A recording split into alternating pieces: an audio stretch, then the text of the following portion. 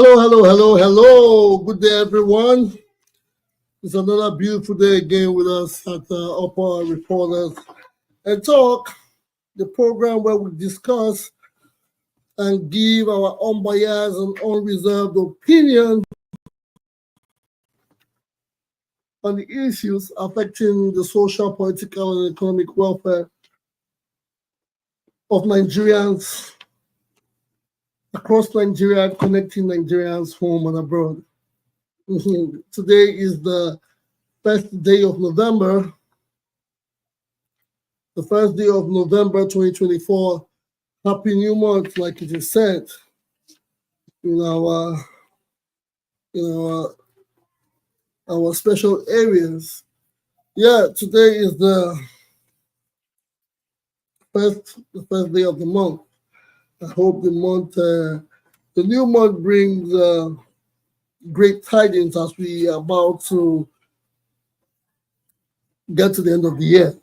Well, like it is, we're in the studio for our 71st episode of 71st edition of the program. And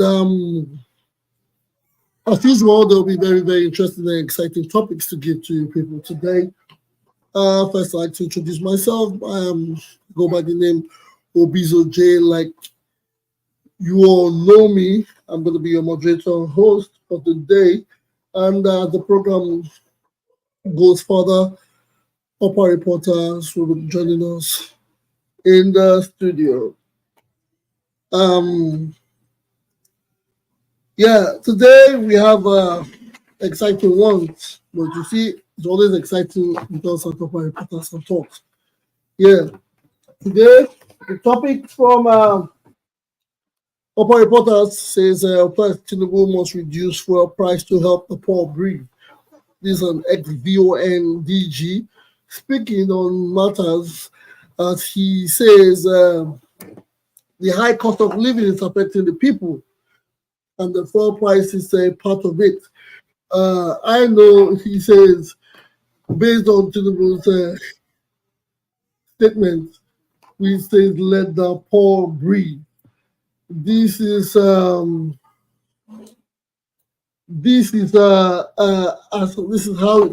sorry, I apologize, guys. Let me share the link on link has been shared to every social media platform. I apologize. Yes, so he says fuel price to help the poor breathe.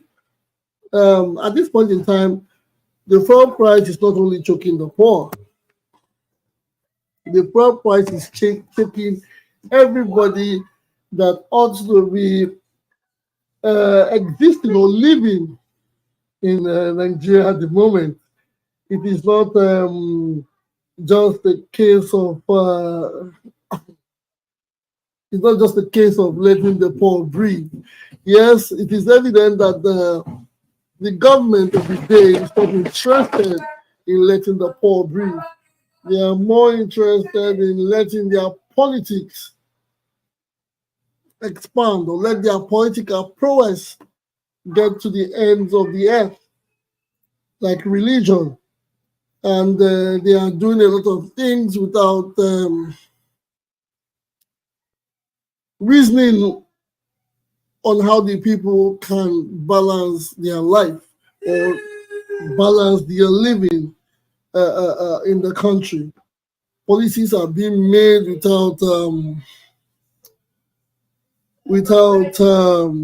any cushion.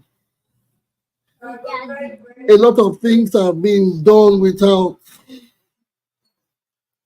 without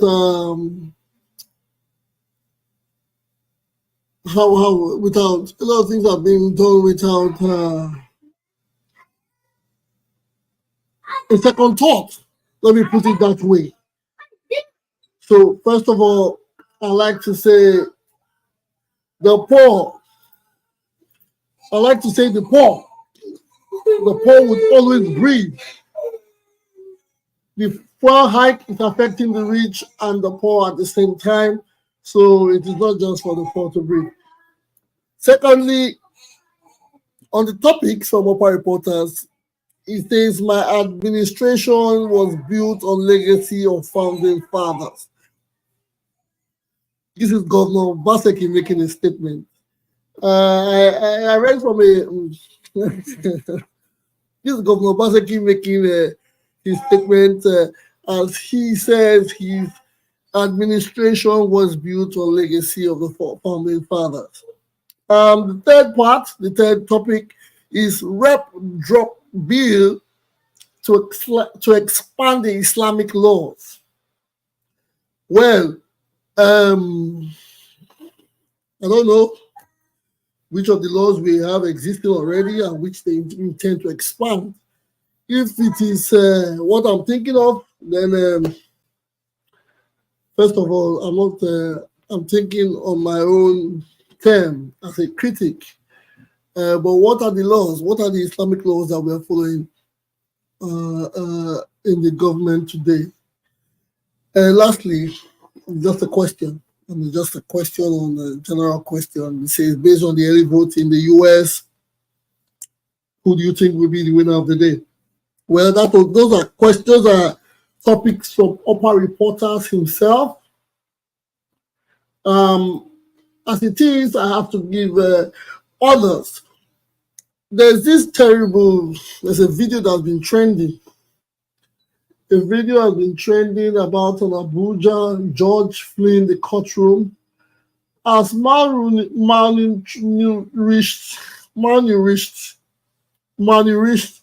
minors were detained for 3 months over the End Bad Governance protest. I don't understand if that video was an act or if it was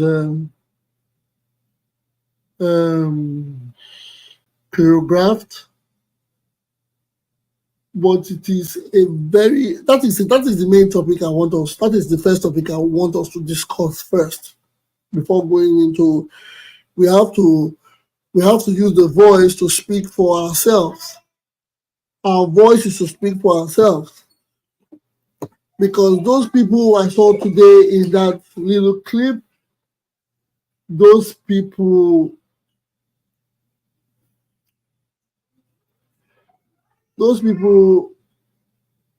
it's just something sad. I don't know what to say. It is. But first, what I would say, I think let us bring it to the house. Well, that is the first one. The End Bad Government protesters are in court today. That's a very, very disturbing video. But next, there's a story that's going around that says it is cheaper to import PMS than to buy from Dangote Refinery. There's a Suleiman that says, I don't know if it's the NNPCL, whatever, but these are the crazy news we see on media these days. They say it is cheaper. And that is the headline I'm just bringing out to you. I guess my panelists will have something to say. First of all, I say thank you for coming, everybody. Yes, again, the program just started. I have two major people in the studio. I have Chief Oye and Mr. Vuvuzela. Yes, I have to start with you guys. First of all, I want us to talk about the video of the protesters arraigned in court today. Did you, Chief Oye, are you there? Unmute yourself and you can hear me. Can you hear me, Chief Oye? I'm here. Good evening, moderator. Good evening, House. I'm happy to be here. Yes. Did you happen to see the video that I am talking about? Yes. I saw the video of the children, minors in the courtroom. But it didn't seem real to me. That can't be real. It seemed a little theatrical. So I refuse to believe that those children have been behind bars for months because of the End Bad Governance thing. And I don't know why they brought them to court to do what in court, to send them back to jail. Is it sentencing? So where are their parents? Where so are they Nigerians? Is that really a courtroom or a movie set? It doesn't add up. So I don't think I need to know more. It's ridiculous. Nigeria hasn't gone to that stage of negligence and inhumane, like um when it comes to kids, right? So I don't it seems like a home video, just to cut the long story short, my dear Mr. Moderator.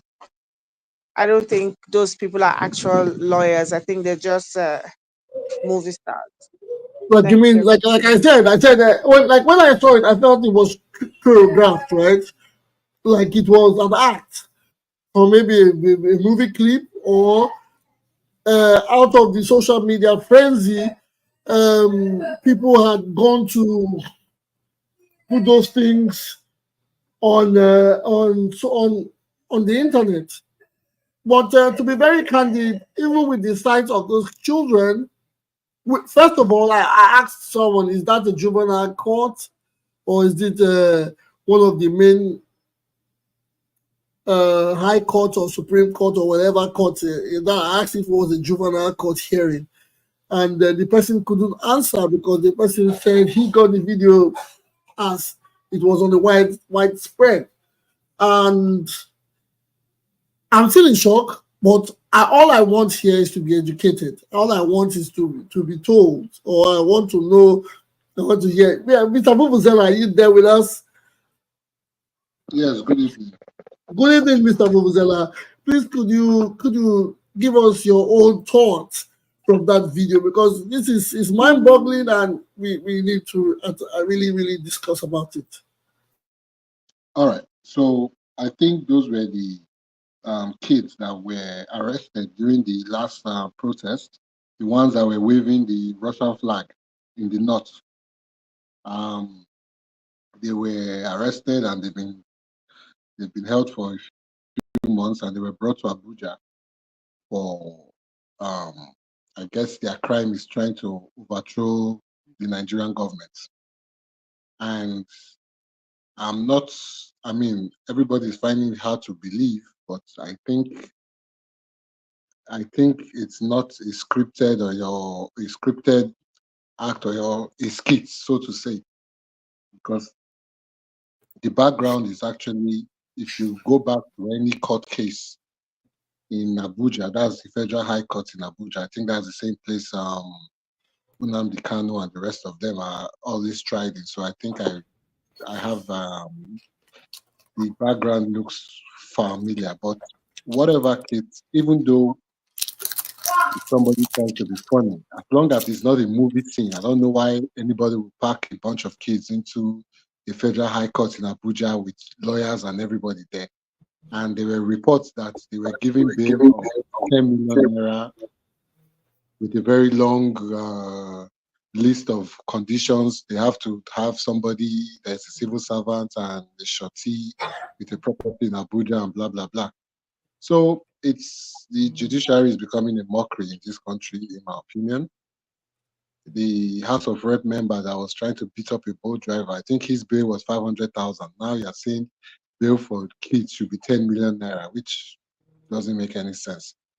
It doesn't make any sense. And I don't know why we are surprised. Some people that were held in NSAS riot from 2020, they just barely released some people a few months ago.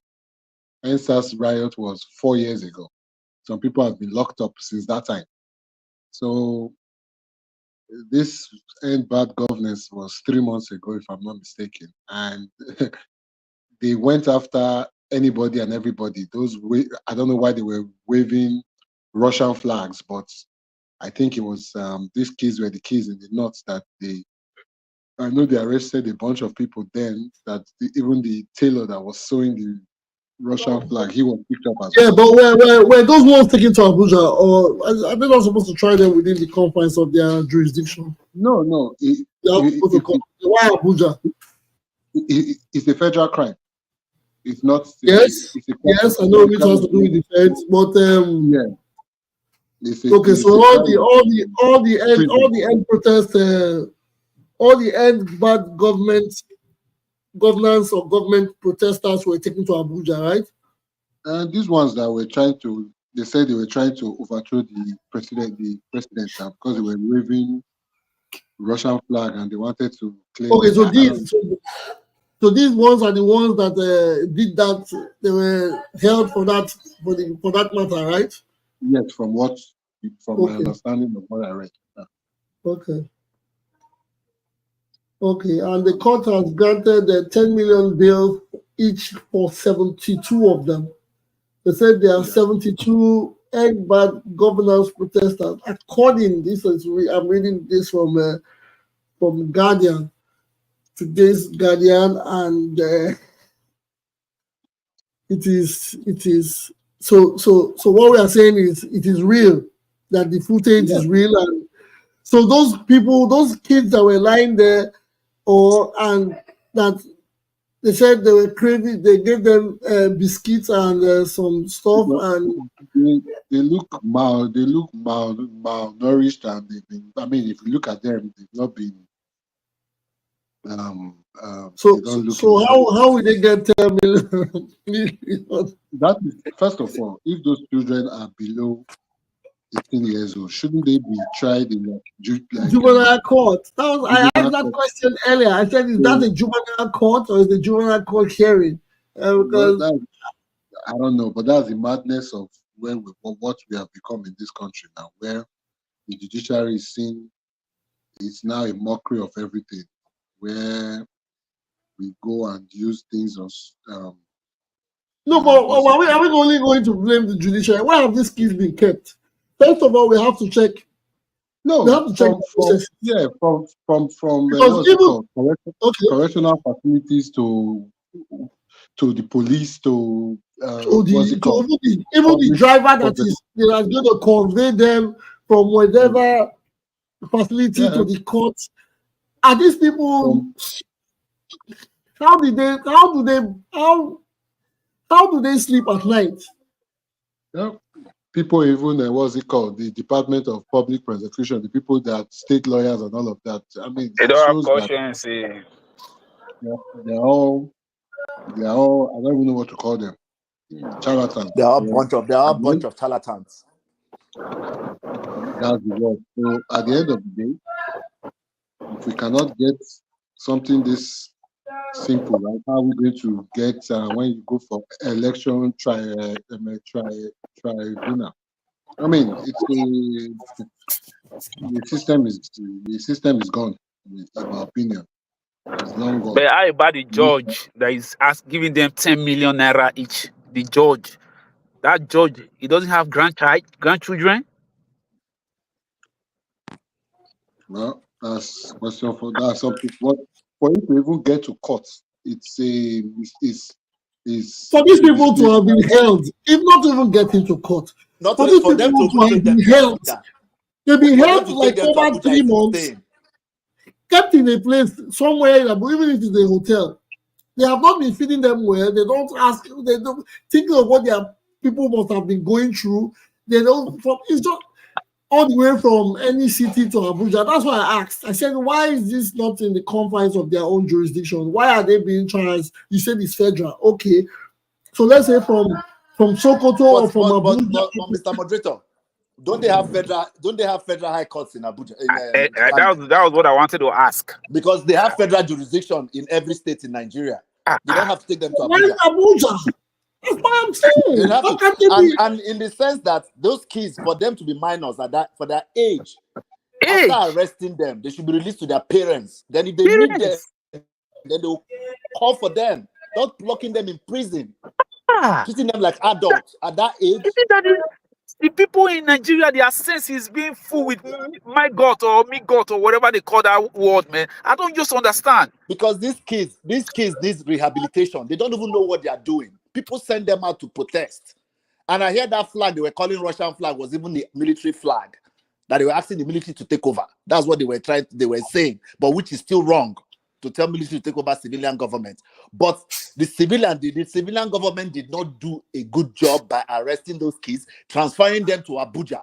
There's a federal high court in Abuja, in Kanu, that would have taken care of that case. And that case shouldn't even get to to federal high court, because those kids are little kids. I can bet you those kids are under 16 years old or 15 years old.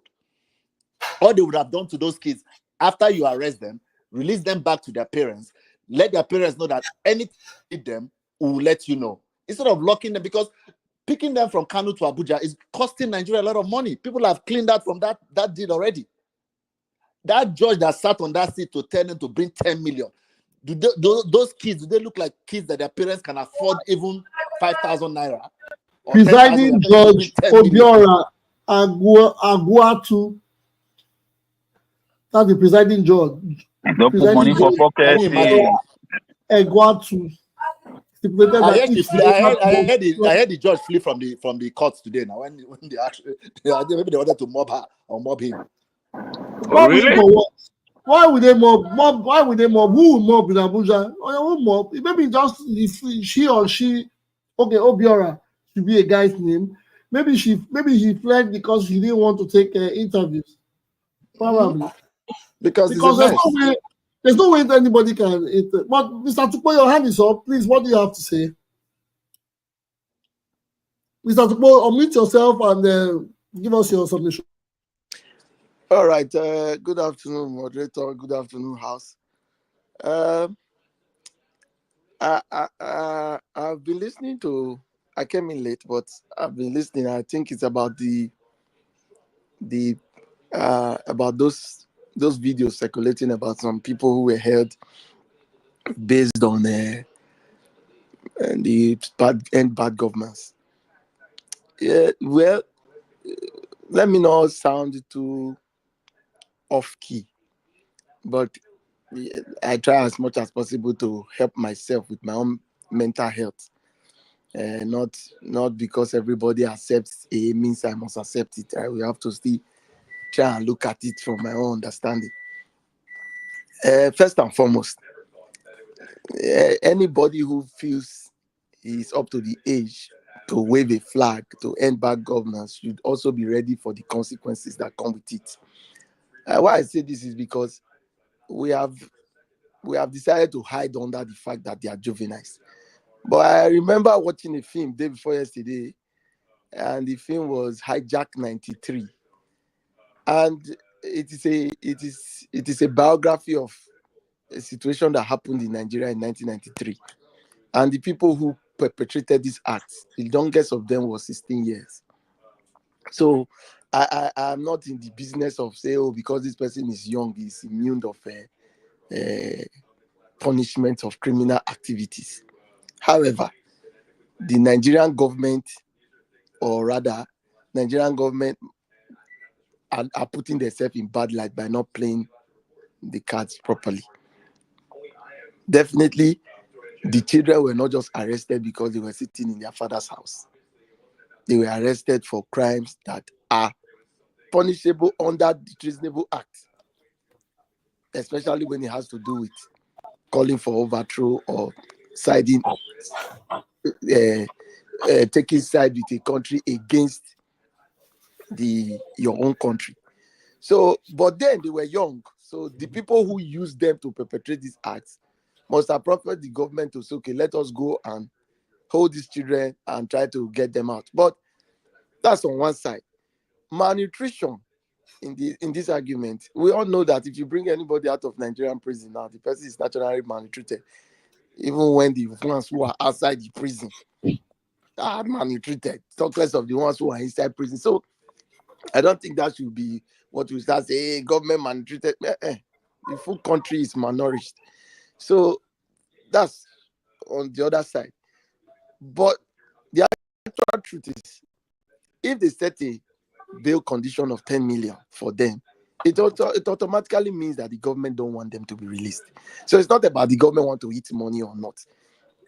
You might have looked at the case or say, for these children to go, especially we don't have statistics now. They can release the children and you will never hear from them again. They will be missing. Next thing they will have another Nigerian passport with another. So for them to put such amount, they have their reasons. That's why I said the Nigerian government in their own part, they are not playing these cards properly. We cannot take everything for granted. You cannot wave foreign flag in Nigeria and think, oh, everybody, because you hate Tinubu, it means that the person should be let free. Oh, they are wicked against the children. No. I know why I gave an instance of young people who have perpetrated acts that are criminal. It's not today we have started. If you look at the likes of our military men of 1960, some of them were 18 years. You understand? So it's not about, and if you even go by when Nigeria was really Nigeria in the 90s, when we were doing proper riots, the people who were leading these riots were barely 17, 18, 16. So it's not as if now we're just trying to remove them and say, oh, they did that, they don't have offense, so they should go.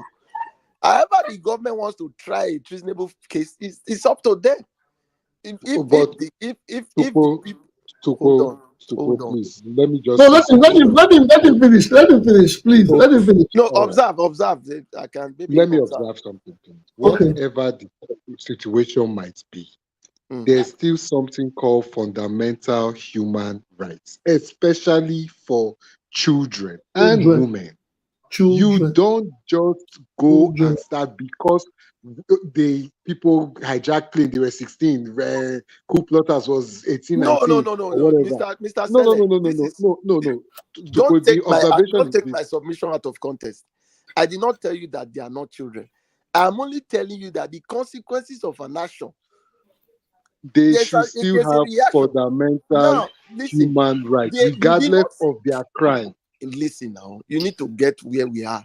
Let us not be emotional about this thing. Did you see the children hung upside down the way they used to torture us those days when we were young, 15 years, when they catch you for police station, so you go say artifact to your papa, keep for backyard? Have you ever seen the way were you ever hung by a Nigerian police force? But it's wrong. Whether they did it, you know what? I know why I'm building a case. Hold on now. I'm building something. Those things happen behind the scene. But in this case, we have seen the children are malnourished, but we have not seen them hung upside down to say, okay, maybe human rights have been violated. Nobody is there to see if they were hung upside down. No, that I'm not supporting that. I can know what Nigerian police can do. I just gave you an instance of what they used to do to us when we say, okay, maybe those days when they go out. But what we are trying to say is that these children, yes, they protested, they carried a Russian flag, they asked for overthrow. Even at that, it's still wrong, but they are under the age that they should be, when they were arrested, they should be released back to their parents. Then when the government needs them, they bring them back. No. There's no law that says that under the age, when it comes to treason, that they should be released to their parents. No law says that. Tell me. Excuse me, Mr. Tupo. Mr. Tupo, and there's when you say there's no law. Wait, I want to say something. Let's see what these are. I'm not Accept it. It's not about me. I'm not arguing. I'm just saying, you say there's no law that says there is bail under treason.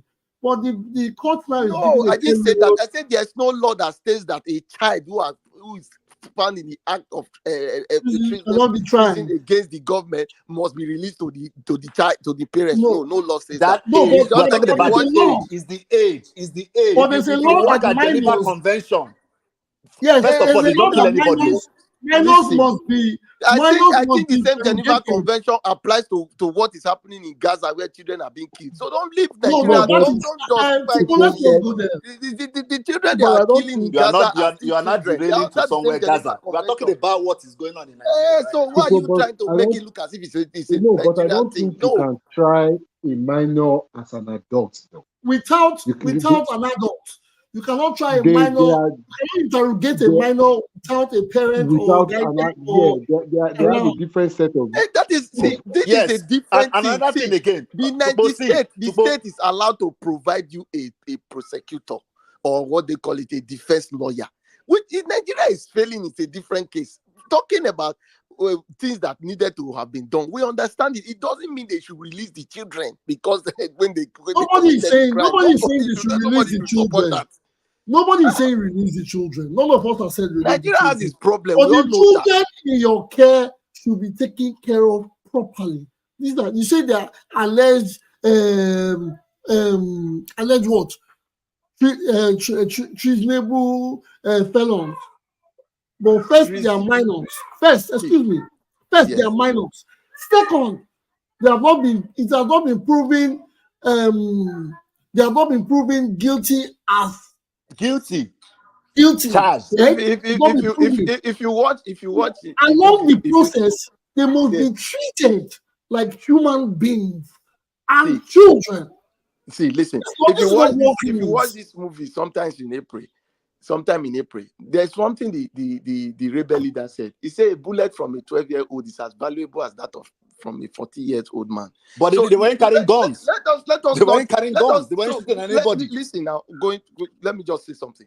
When it comes to maybe violence in school, cultism, some other things, it is easy for us to quickly come in and quickly try to bring this minor part and talk about it. But when it comes to treason, I don't think if tomorrow now we hear that 16 years old went to take over government, shot our president dead, we'll be saying they are minors. No, that is a different case.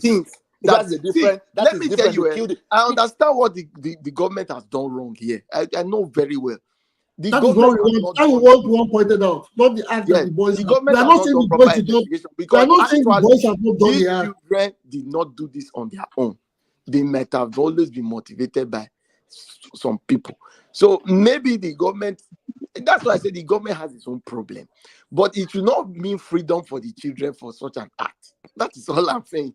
But when you talk of malnutrition, like I said, the full Nigeria is malnutrited.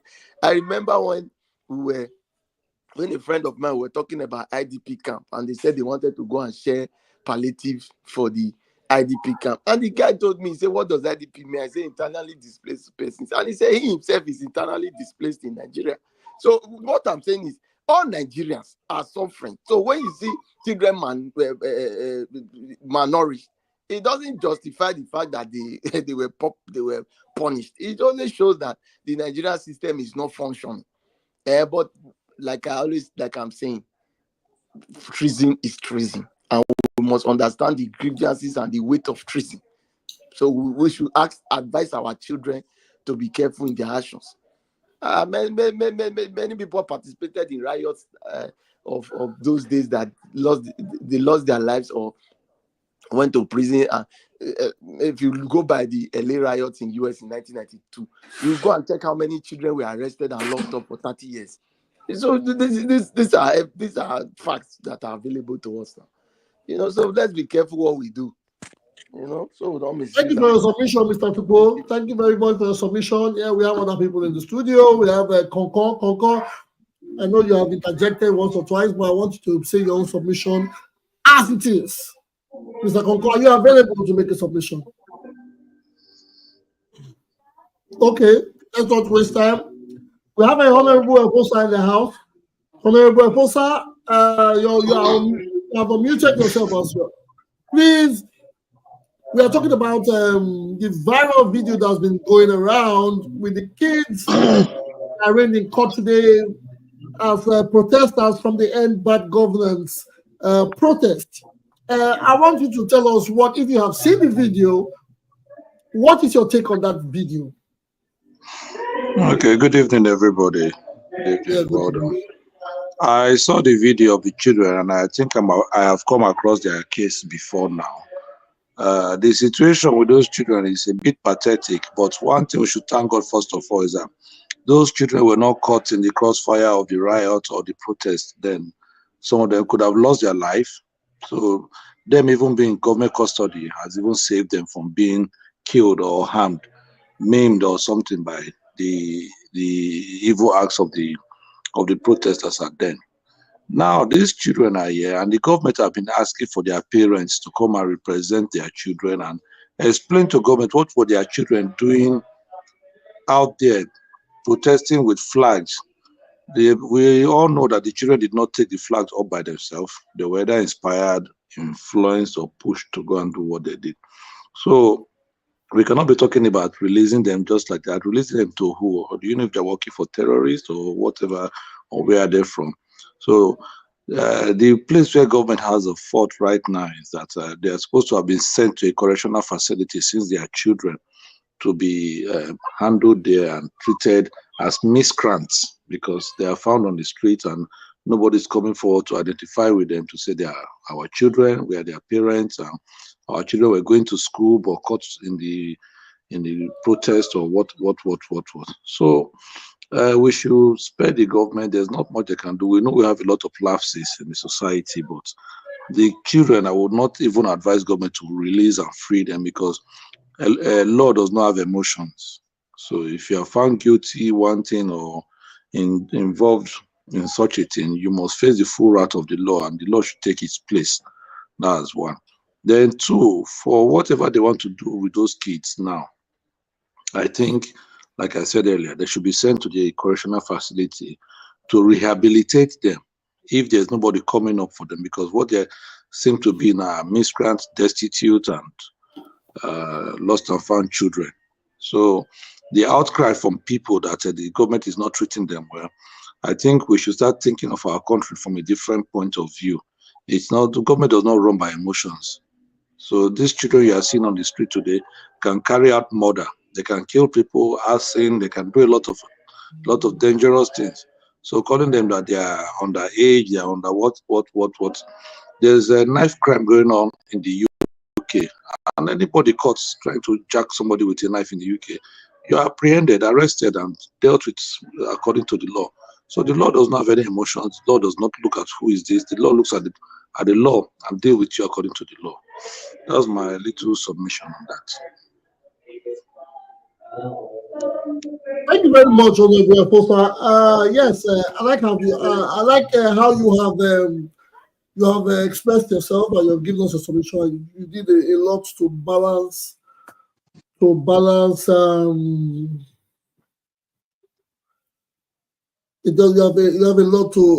gave a lot to balance the situation. Yes, you made it clear that these people were probably, they didn't do it on their own. They were obviously funded, and it is only proper that the government, yes, had asked for their parents, which is important, which should have been the first mode of action. Arrest them before taking them to Abuja. They were not arrested, they were detained. They've not been arrested. Okay, they've not been arrested. They were detained. Yeah. I don't know why the difference between arrest and detain, because you have to arrest somebody to detain them. If once you get arrested, you'll be put in cell. They are still behind the counter. They are detained or restrained until somebody comes up. Behind the counter, but where are they? Where were they caught? Were they caught in Abuja or they were caught in a different state?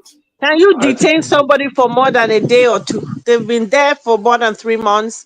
They are underage. You call them miscreants. These are children that have been failed by the system. Even in the UK, where teenagers stab themselves, you don't see them looking in that condition. Their human rights are still upheld. These children have been failed by our country, by the system. That's why they are in the streets. That's why they are vulnerable, and they were given flags. I'm sure they don't even know the flags they are waving. I don't even think they know the flags they are waving. They have been used because they are, like you said, they are destitute and they are miscreants because they have been failed by the nation. Those of you that were able to escape to live in the UK, not everybody will get that option to live in the UK. So to call them miscreants and destitute and to compare them to the people who stab people in the UK, even the kids who stab people in the UK, if you see them come to court, they are well dressed, they look well fed, they look like they had a shower. You can't say, and now they are saying they're detained and not arrested. Is it legal to detain minors? Is it Did they have legal the to badge? detain Were they looking minors? Justify. decent? I don't know how you could When justify they were on the situations street, were like they this. looking I don't decent? understand you people. Don't you people have Honorable man, children? Don't you have empathy? Don't you have relatives? These are There's no children. You're calling them empathy in miscreants the and law. destitutes. How You're talking come about no the law. NGO? The law How come no created by NGO human is beings. coming up The to come law. and be What law? responsible for them? Human rights law is the number one law. Those children should Okay, have. You think if they were the children of the elite, they would be put there? what is the human right law that the government have Do violated? you think that if they were the children of the elites, they would be treated that way? What are you They people know they talking will be about? These treated are because their parents minors. will come up and take Whose care of them. parents? Their Their parents are parents will probably show up. somewhere. They Guys, are Why are the guys, minors. parents not showing up? Chief Why are the Oye, parents not showing up? Chief If your Oye, child was caught here, won't you go there? Chief Oye, please, Honorable Apostle, thank you for your submission. I appreciate it. Yes, we all give our own opinion. It's just an opinion. It's our opinions that we are giving. Yes, and I know emotions will run through because these are children, and we would react how we see them. Yes, we will react in the way that it has come. That's why I said in my initial statement. Mr. Moderator, can I observe? Excuse me, please. Let me. Let me just observe a minute. Okay. You know, the Okay. truth about it is that when we want to form Martin Luther King and all this ginger, we should first and foremost just go to which area should I call now? Which area I'll call? Maybe Which country? Volkswagen or in Lagos. So you see what young 12 years old can do to you in the traffic lights. They can shoot you and collect your bag and do you harmful things. So nobody is justifying. Hold on. Nobody is justifying the actions. Hold on, Sele. Nobody is justifying the actions of the Nigerian government. The Nigerian government, obviously, like what that lady said, failed those children.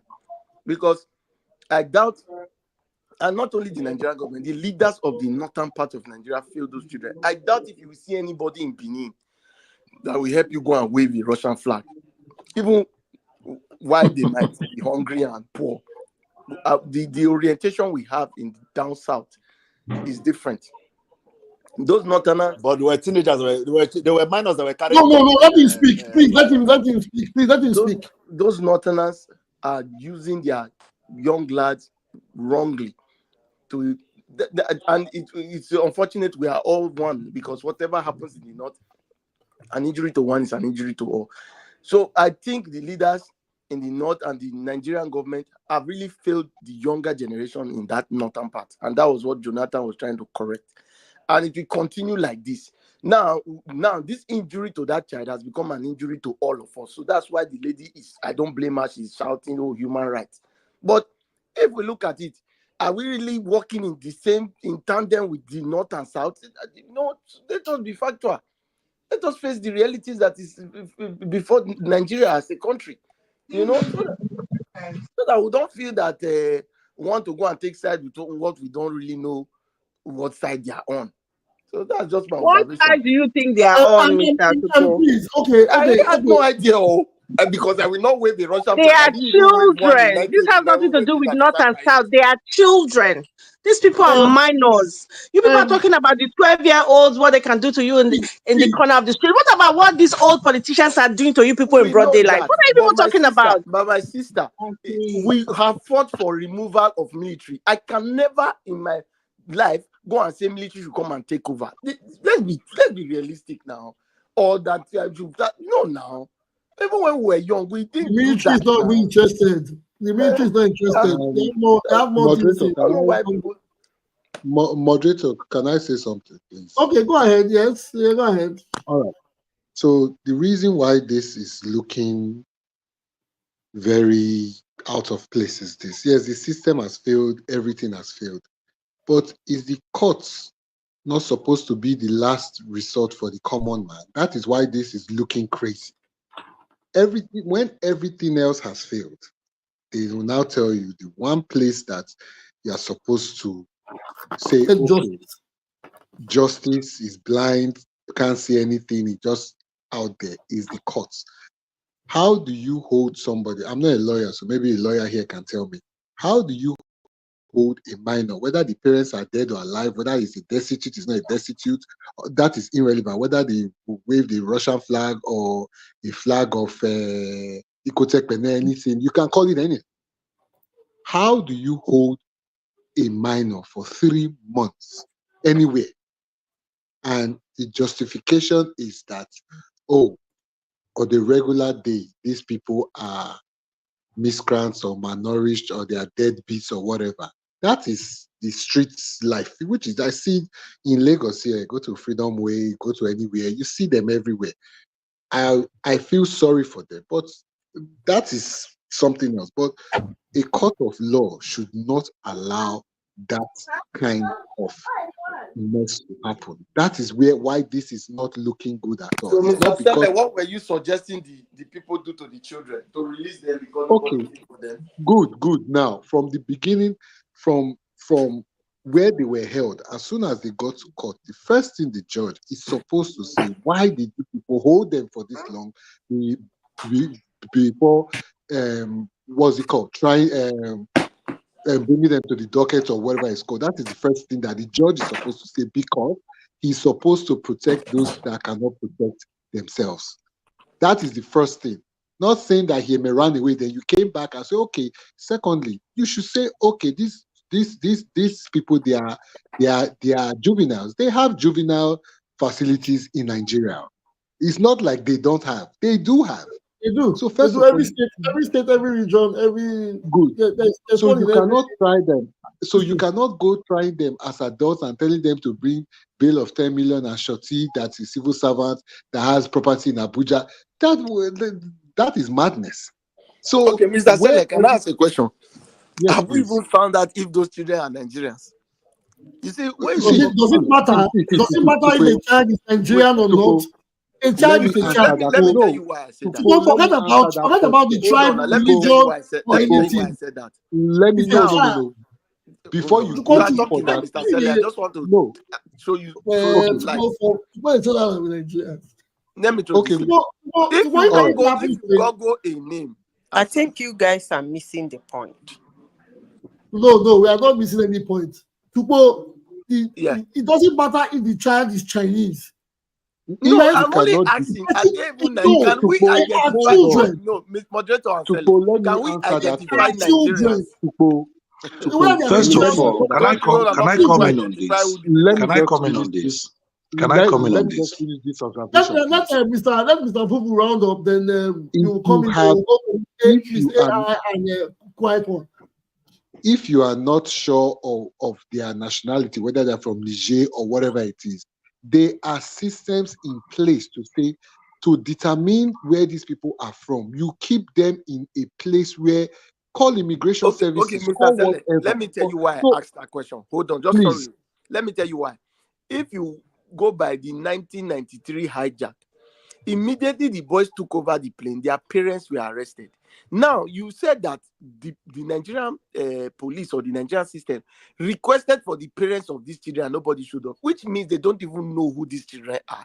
They don't have parents. Okay, they send them to a juvenile facility. Send them to a juvenile. So let's be sincere now. No, wait. Let me put. Maybe I do it the gentleman's way. The children can speak. The children can communicate. The children were found somewhere. All you need to do, get the children, whatever language they speak, ask them, how did you get this flag? You said you asked for a certain district or a certain location in Lagos, Ikorodu. The children will not be operating in Ikorodu and they're living in Nigeria. No, they probably do the crime or whatever they do within their perimeters. The highest they will do, they'll go from Ikeja to Lukpeju. That's the highest because they not excuse me. Parents? The police that apprehended them, of which a gentleman here said they were not arrested or detained. The police that held them should have been able to do proper investigative work to know where they are from, what their names are. You are telling 72 people to Maybe bring they have 10 done all million. that and he Wait, hit the wait. roadblock because there was no No, identification, no trace no. to You are who these telling children are. a court. Hold on, That's please. factual now. Hold on, please. A court Nobody is supporting telling Nigeria, but 72 people. let's look at Hold it on, please. Let me explain realistically. something. A court is telling 72 people to bring 10 million naira each. Are you telling me the court is asking them for those things without identification or location or next to you? But they're telling them to bring shorties? Shorties from where? Is that what we're Please, saying? when did the court say they should bring 10 million? When? Where was the court? After the end of the arraignment, after they were arraigned, He didn't use. Let us they were not. granted bail. I don't. Please, I beg you, don't take every news home if you cannot verify it. Yesterday, I read a news that Fubara has shut down NNPC and all that. Only for me to wake up this morning. Yes. Fubara said there was nothing like that. So don't that's why I asked. Yes, Okay. I know. That's why I asked. When did the court say they should bring 10 million? The court cannot ask a juvenile to bring 10 million naira for bail. Don't say No, the children have not even been charged. Look, They haven't even been charged. I just dropped the link. I just dropped the link on this platform. It's on Vanguard. Look at it, please. Moderator, please, can I just say, you know the case of those children, sorry please, the case of those children, they were not the only one apprehended during that raid or arrest. There were adults who were arrested too. The adults are facing their charges, so they should not carry the charges for the adults and put on the children. The children have not been charged because you cannot even charge them yet. They've not been charged. They were charged today. They were caught today. They were charged. Look at the link. It's on Vanguard. I don't come here to. If it's not Vanguard Punch or Nigerian dailies, I don't say it out. It doesn't. I don't follow. Okay, I will look at the link and see where the court charged them. Let me just say this one point before I get off. The point is not whether these children are guilty, not guilty, whether they carry flag or not carry flag. You cannot just carry a bunch of children and go and dump them in Kirikiri maximum prison for adults. You cannot do that, regardless of whatever they have done. Whether they did something right, they did something wrong. The minute you start treating children like adults, this is what you are going to get. Even, what's his name? Nnamdi Kanu, that they are charging him of everything. He does not come to court looking crazy like that. That is a full-grown adult. He does not come to court looking like he has not eaten food for 2 weeks. So why do you feel because he's the big man? Bobrisky went to prison the other day. They're talking about his guest house. Came out looking healthy and robust.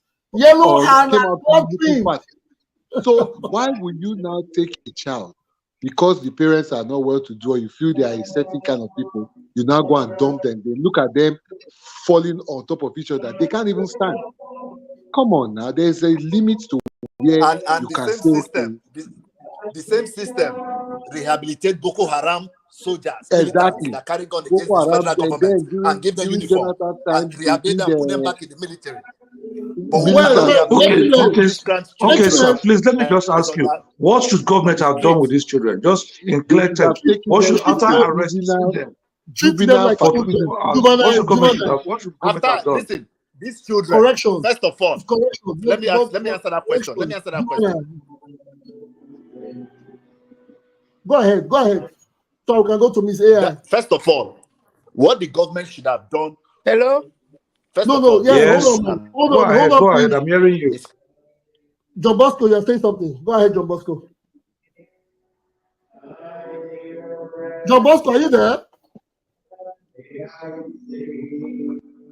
I think he has gone up. But just to chime in a little bit, first of all, they should have taken them to a juvenile facility to hold them. First things first. Those children were not held in a juvenile facility. They were held as adults in an adult cell, and they are being treated like adults. That is all I'm saying. I'm not saying they should not try them or whatever, but you cannot have the same set of rules for adult terrorists. Hope you know those children were arrested from different states. They were not all gathered from one particular state. But they were kept in one place as adults now, so they should keep them. So it is after they brought all of them together now, they are now presenting them before them for 3 months. Where did you keep them in 3 months? Where did you keep them for 3 months? Question. I don't think they've been sent to jail. Where were they, please? And prior to you taking any child to a correctional facility, you must ascertain why you are taking the child there, because you can be sued for taking somebody to a correctional facility if his rights are not being abused. In your opinion, you understand? So you cannot just take anybody to. For you to go to a correctional facility, you must be sentenced.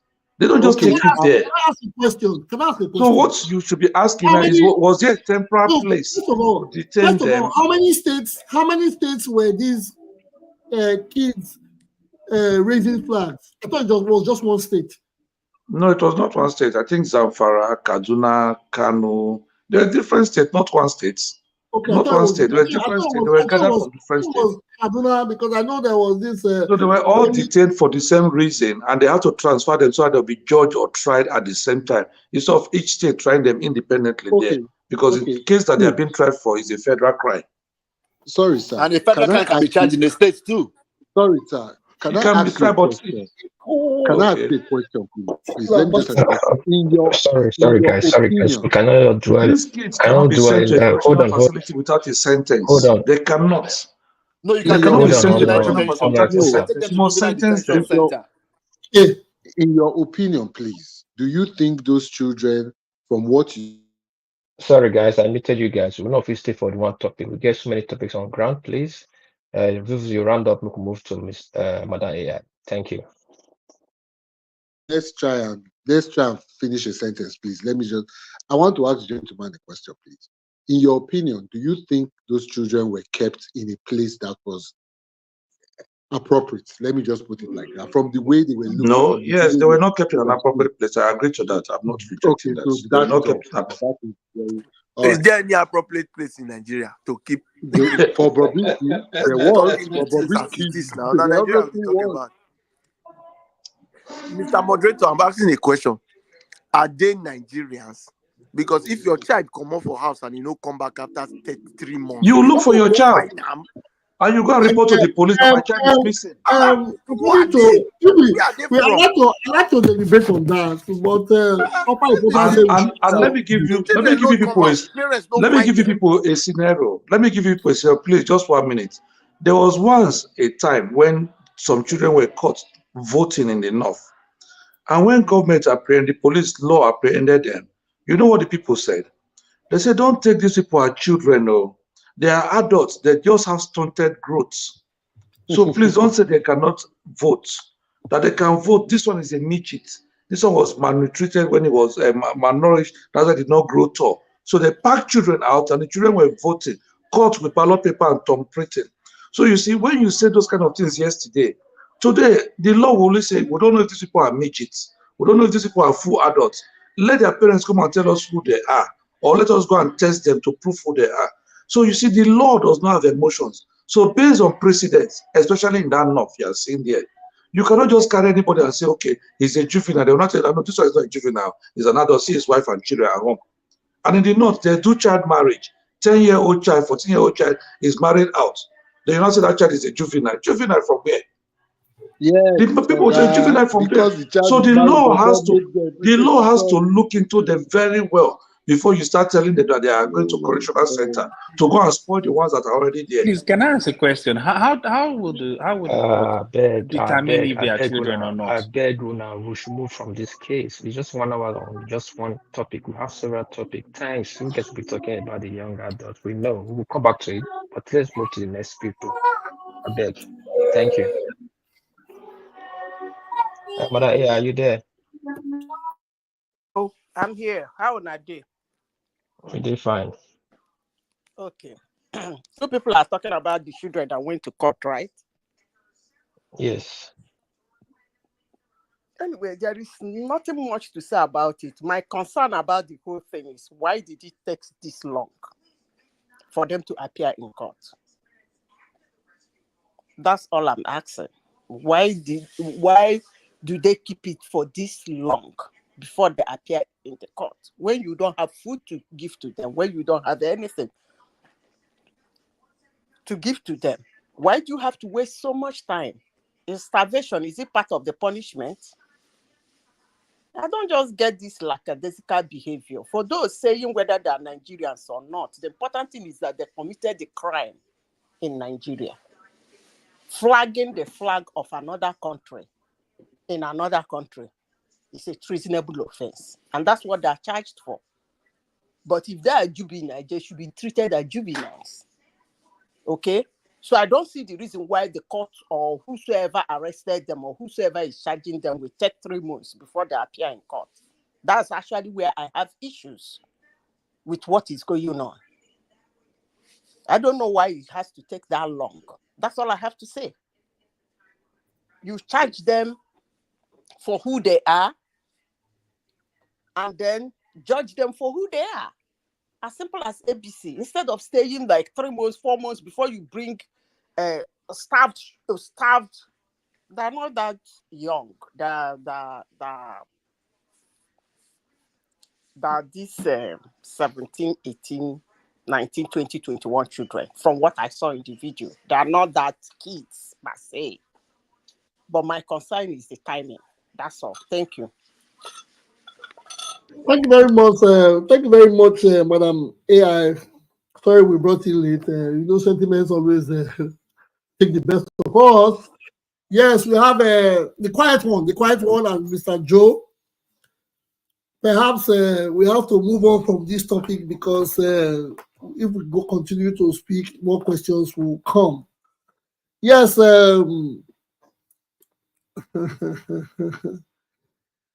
are setting another.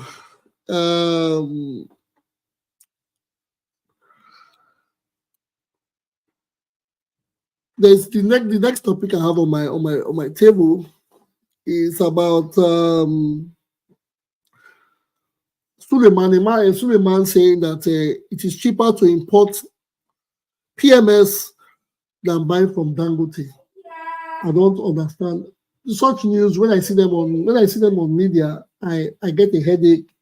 When I bring it to the house, it becomes we argue about it. So that is what the next topic of the day. It is cheaper to import TMS than to buy from Dangote refinery. My people, have we hit the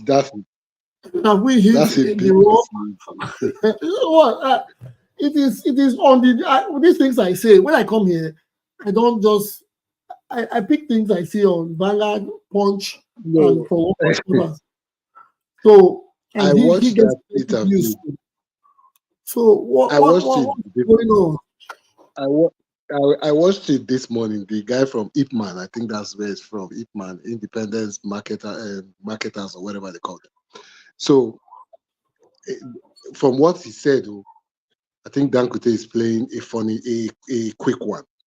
So what Dangote did or what he's doing is this. He's not selling directly to marketers. Now, marketers are your filling stations, the coalition of all filling stations. Yes, the retailers. Yeah. So he sells to, if I go and meet Dangote, say I want to buy in bulk, he will sell to me at, the guy said he sells at 995 naira. So I'll go there, I'll buy 10 million liters and go and put in my tank farm, right? Yes. Now, he wants Ipman to go buy from those people. Of course, if I have my markup, my overhead cost, everything. So by the time the guys from Ipman, they're buying from those people, those guys the product is now almost 1,100. While most filling stations are selling in Lagos, for example, they're selling between 1,050 naira and 1,080 naira. So, but if you import, you can land at just above 1,000 naira. So there's still space for you to put your markup before it gets to the filling station. So the guy is saying Dangote should sell to them directly instead of directing them to buy from people that bought in bulk, which I don't understand why he's not selling to marketers.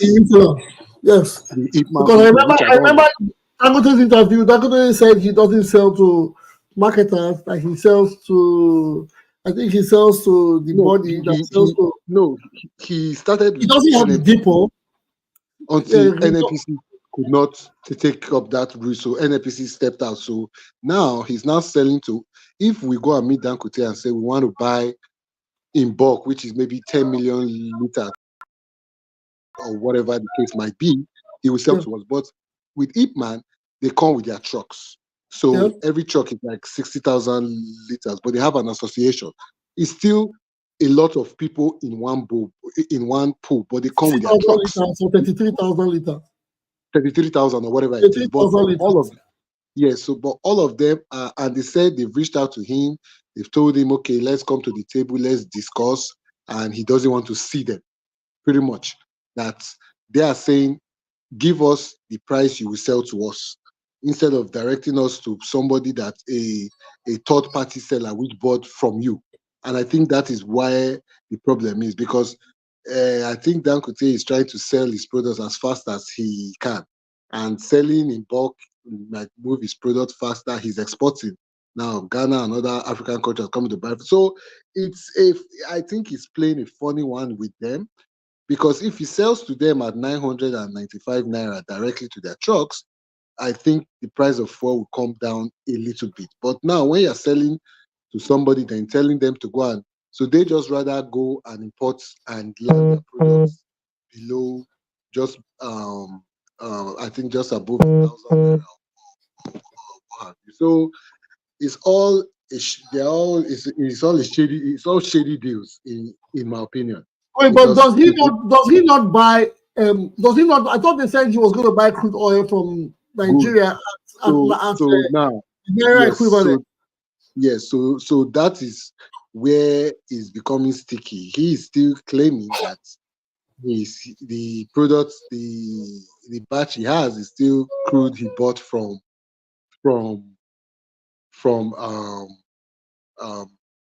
imported crude. But even though he buys crude with naira, he still wants to sell it to somebody in Nigeria in bulk. I think that is where it's becoming. He doesn't want to do the let me do in bits or in small scale. Even though it's a large quantity that he'll be selling in trucks into this truck driver, like the guy was saying that they can buy all his 500 million liters that he has, but I understand they come in trucks, and those other ones that sell in bulk, they put it in vessels. Now he sells to some truck that I think NNPC still buys from him directly to their filling station and all of that, but I don't think he wants to deal directly with those people for whatever reason. Maybe they come with their own set of troubles and headaches or whatever it is.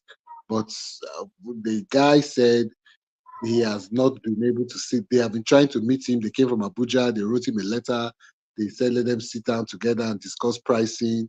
And till today, Dangote have not been able to state what his production cost is. Till today, nobody knows what his production cost is. So at the end of the day, I think it's just a lot of deals going on in the background that they don't want to share with us, because it does not make any sense now that imported fuel is now even more cheap, still cheaper than what is being refined here, but they are not buying directly from him, according to what the Ipman guy said. Thank you for explaining. Thank you for the expressions. Thank you for you have broken down. We don't have to deliberate on that topic, and it's just thank you for educating us on it. It is a Nigerian factor. Dangote is being Nigerian. He's the richest man in the world. He wants to multiply by 2, even if, yes, we know he has spent a gazillion on the refinery. But he should know that for an individual to own a refinery, he has to pay through his nose, but it cannot be on the expense of Nigerians. Dangote was brought in so that it could make the monopoly of the market stronger. What I mean, if that's the word I should use.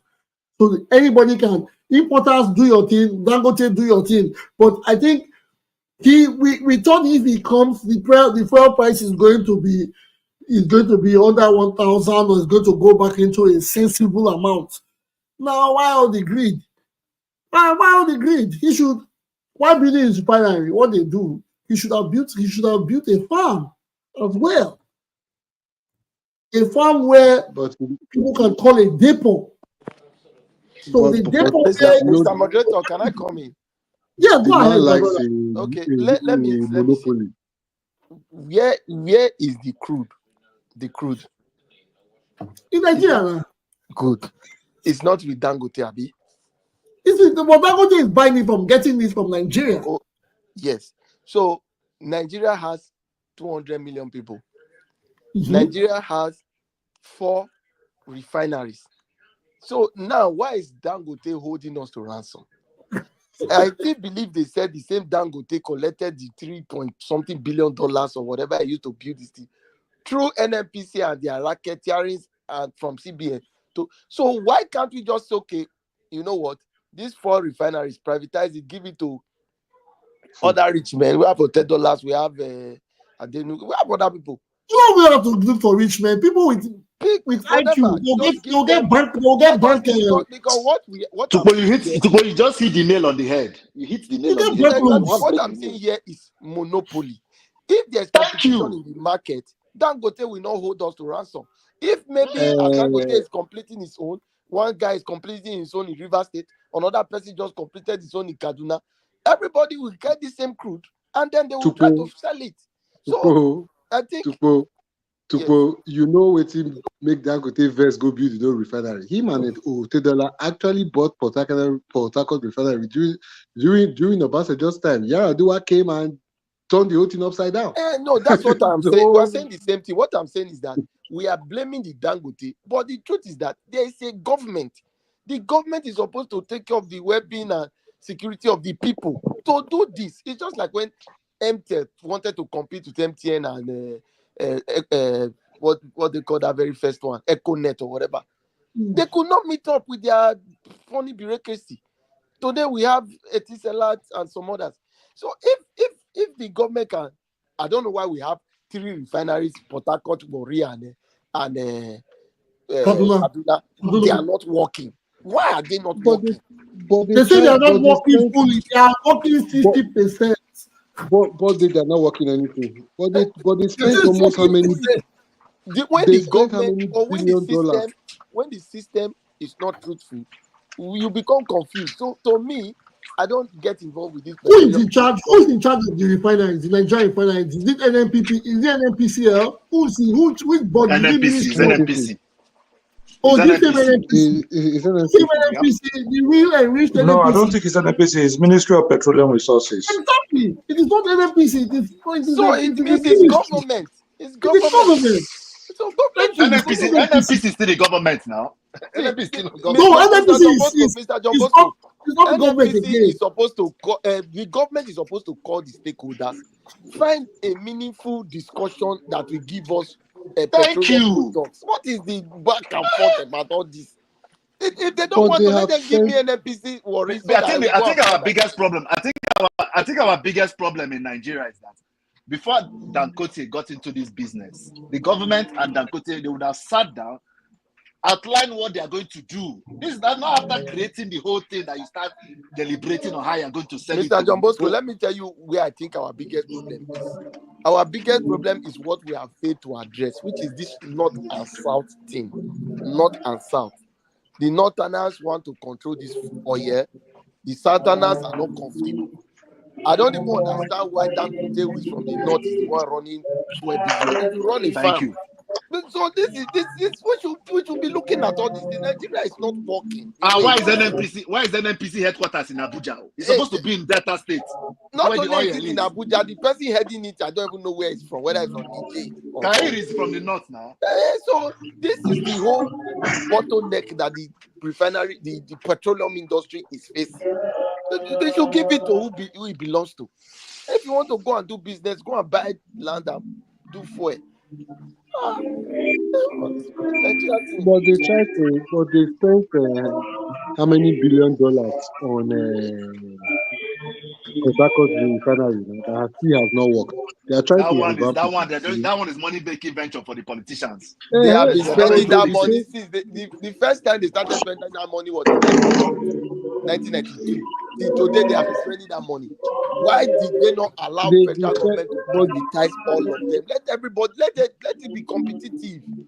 The reason why Dangote, that's all. The reason why Dangote is prominent now is because since the refineries, the government refused to get their act together. Do you know they've been paying people salary for refinery that's not worked for how many years? There's a budget for people's salary that they pay monthly. They've not worked for how many years? You are talking of the refinery. The government, Jakarta Steel Company that never worked. Some people are retired. Okay. So now my question can I bring some information on board?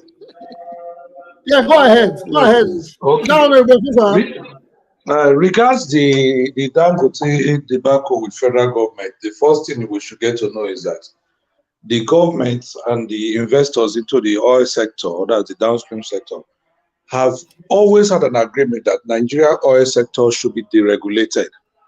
So for any major investor to come in, when he tells you deregulate the sector, means that you should give him a free hand to operate. Government cannot be importing petrol at subsidized rates, and I'm here struggling to manufacture the same petrol you're importing for subsidy. So for me to invest in this thing here, you must remove subsidy. So that is the debacle we are facing now. So when Tinubu said, I'm not doing subsidy again, it's because he wants to allow investors come into the sector. Even if you want to sell our ailing refineries today, no investor will buy it while you are importing petrol, because you are importing and he's struggling here to start up the business. Now, when he starts up the business, he's competing with you who is importing with government subsidized dollar. That's why Tinubu had to float the naira also, to encourage investors in the sector, to show you that when you start producing, it will be a free market. Government will not have a hand in it. But now the dark part of it is that the first investor that is ready to start exploring the markets of the downstream sector is Oga Dangote. And this Dangote has been a beneficiary of all the largesse of government. And in all reality and sincerity, government have done everything favorable for Dangote. This same Dangote refinery that is in Lagos, it was this same Tinubu that negotiated that Ekpe land for him when he wanted to start the refinery then. Many of us will not know, but it was Tinubu that negotiated that land for him and attracted him and drew him to bring the refinery to Lagos. That refinery could have been taken to Delta, Bayelsa, Cross River, or Koibom. But he couldn't they went have. to draw. He couldn't have. He could have. He could have. Because he made the move. He couldn't have. When it comes to that area, I will explain it more than you know. After the poster, Madam AI, please, you educate us. Thank you very much. Okay, so the issue today we are facing is the black market agreement that Dangote has with NNPCL. The North have hijacked NNPCL to be a company that will survive them and their people, but it's only a matter of time. If Mel Carey is sacked tomorrow, or he resigns or retires, we know that the market will be open free. But the black market agreement are terms that me and you do not know what government has entered into with Dangote. That's why this free fall of prices are going up and down, up and down. But I think I have a belief that by next year, things will start changing around, because the free fall of the prices cannot continue like this. So it's just my own perspective. Are you sure about that? It's hope. That's hope. You have to believe. We have to believe in something at least. Thank you, Honorable Foster. I appreciate your submission. Let's go to Madam AI. Madam AI, you said there's something you want to educate us on about Dangote trying other states before hitting Lagos. Yes. Please, educate us. Yes.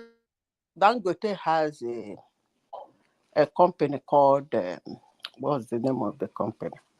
I'll keep forgetting the name of the company that has to do with, the aim of the company was to be buying condensate. That was how he wanted to start up, so that he can refine condensate in his refinery. That is his first startup.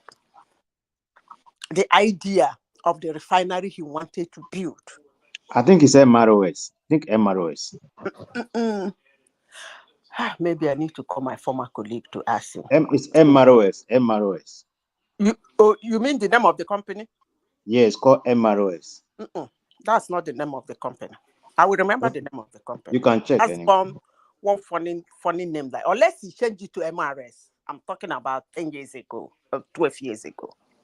So, actually, he, as Dangote, wanted his refinery to be built close to the raw material. And there is nothing Rotimi Amaechi did not beg him to put. If you are conversant with Rivers State, that refinery would have been between One and Obibo. I've forgotten the name of the village. Between One and Obibo. It's a very vast area. That's where he wanted to build it. And Amaechi took him there. Why am I saying this in a global platform? I will say the reason why I have the guts to say it, because I know most people are listening. Amaechi pleaded with him that he will give him everything he wants. He's a smart and a shrewd businessman. He went there, they visited there, he came to Shell, he went to Egypt, and then the negotiation was going on. All of a sudden, Dangote came up with this idea. And Amaechi, he told Amaechi that he is just a governor, which is true. If you give me everything I want as a governor, what if you leave? Why is he saying that? In the Niger Delta, before you do a business or build an infrastructure, it is a hell of, it's a tall ambition. And that's why they are like, as if they are underdeveloped. Not that people don't have interest in that area. They have a lot of potentials in their land that can attract investors. But going to Niger Delta to invest is a tall ambition. You will pay machine grant, you will pay crossroad, the villagers will disturb you. They will even give you conditions like you have to be paying some people's salaries without them doing anything. And for someone that is coming from the north, that's too much for him to take. So Amaechi said he's going to block most of those things. But he said, you are just a governor. What if you leave? Just as if he was a prophet. He left, it was Amaechi. I don't know whether two of them would have got on if he has. That was how, what is his name? Tinubu heard of it. It was actually Tinubu that called him and told him, do you want a land that nobody will disturb you? Governor go, governor come to Lagos State. And that was what happened. Not that he didn't show interest, or he would have. That was where his interest is. Close to the raw material, close to the selling, close to the sea, close to baggies and everything. And close to other small companies that he can do business with. But the land and the people will not let anybody do that. But let me say this. Why did why am I so why do I have this impetus to say this? It's because of what happened to a country, a land, a people, an ethnic group when a negative publicity come out from their land. Just like what is happening in Nigeria now. There are so much of negativity that is being published in Nigeria. And let me say this. As long as that negativity keep going, some people will tell me, hey, do you want us to lie about our country? Do you want us to say this? But I will tell you, there are some things I tell some Nigerians in the countries where they are, they don't even know that such a thing is happening there. They turn a blind eye to it and they look towards Nigeria and they litter themselves in the internet, in their YouTube channels, in their workplace, and they say all manner of bullshit. In as much as the Western media project us as idiots, we run with it. Let me tell you what happens when you do that. Your interest rate will be very high. investment will be almost 0.0001% in your land. Growth will be very slow. Human interest will be very poor. Thank you. Thank you, Madam. I appreciate your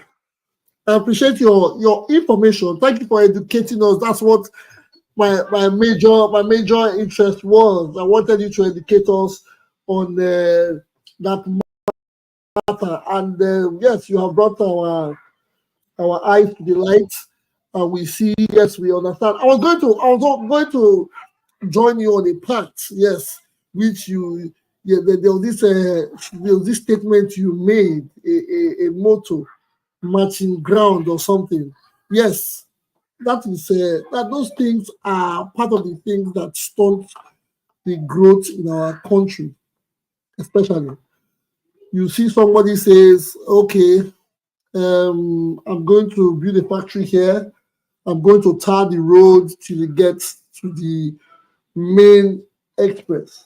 And you might figure out the community leaders will come out and say, no, you cannot tar the road without our consent. Then he'll be like, okay, let me go to the leaders and tar the road. And they'll say, no, don't tar the road. Give us the money that you want to use to tar the road. And we will tar the roads. Can I say something? Go ahead. I forgot to say something. There's something I want to add to what I said, because I like being very specific. I know most people will not believe that goodwill help a policy to function well. They won't believe that. You see, with the rate, I won't say Nigeria. Nigeria is a very beautiful country. Nigeria is so beautiful that even in their weather, it's fantastic. The way Nigerians are talking about Nigeria. I'll give you a typical example. You watch Argentina do an election.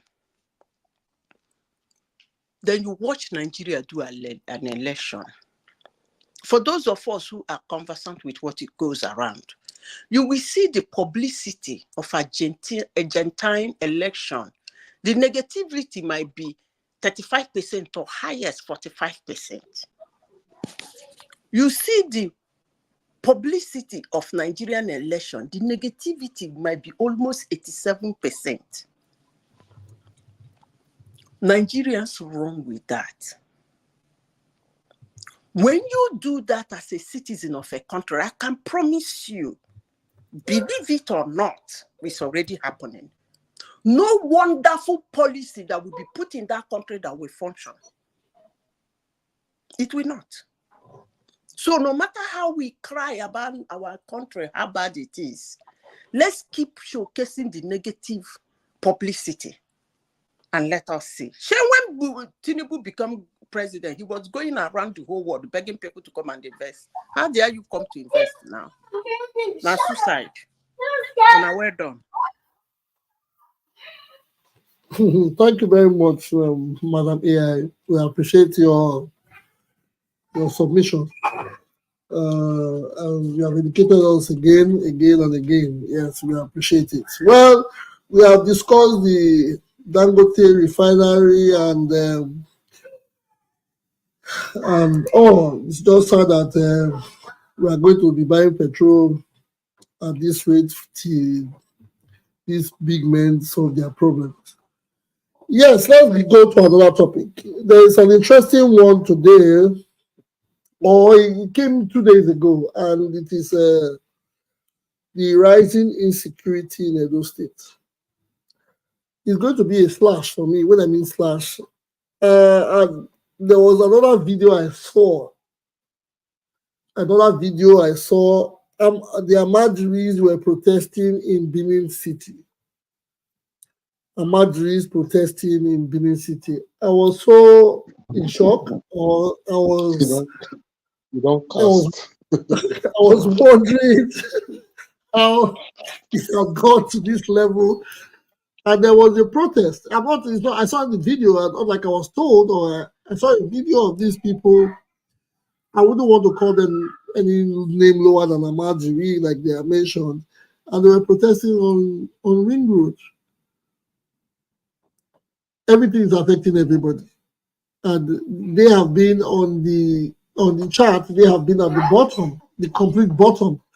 So when you protest, when you see people that beg for arms protest, you know it is the tank is almost empty. So that I saw, that's what I want. We'll debate on that. But majorly, there's been rising insecurity in Edo State, especially in Benin. There were ugly videos, there were ugly pictures, there were bad messages going. The insecurity, it is pathetic. I want us to deliberate on that briefly. Nobody, no need pointing fingers, but we have to. Well, they were protesting for the hardship. You know, when I say Amajuris, there are these people that stay in front of Holy Cross. We talked about them on the show before when the dude came and said he took care of them at some point.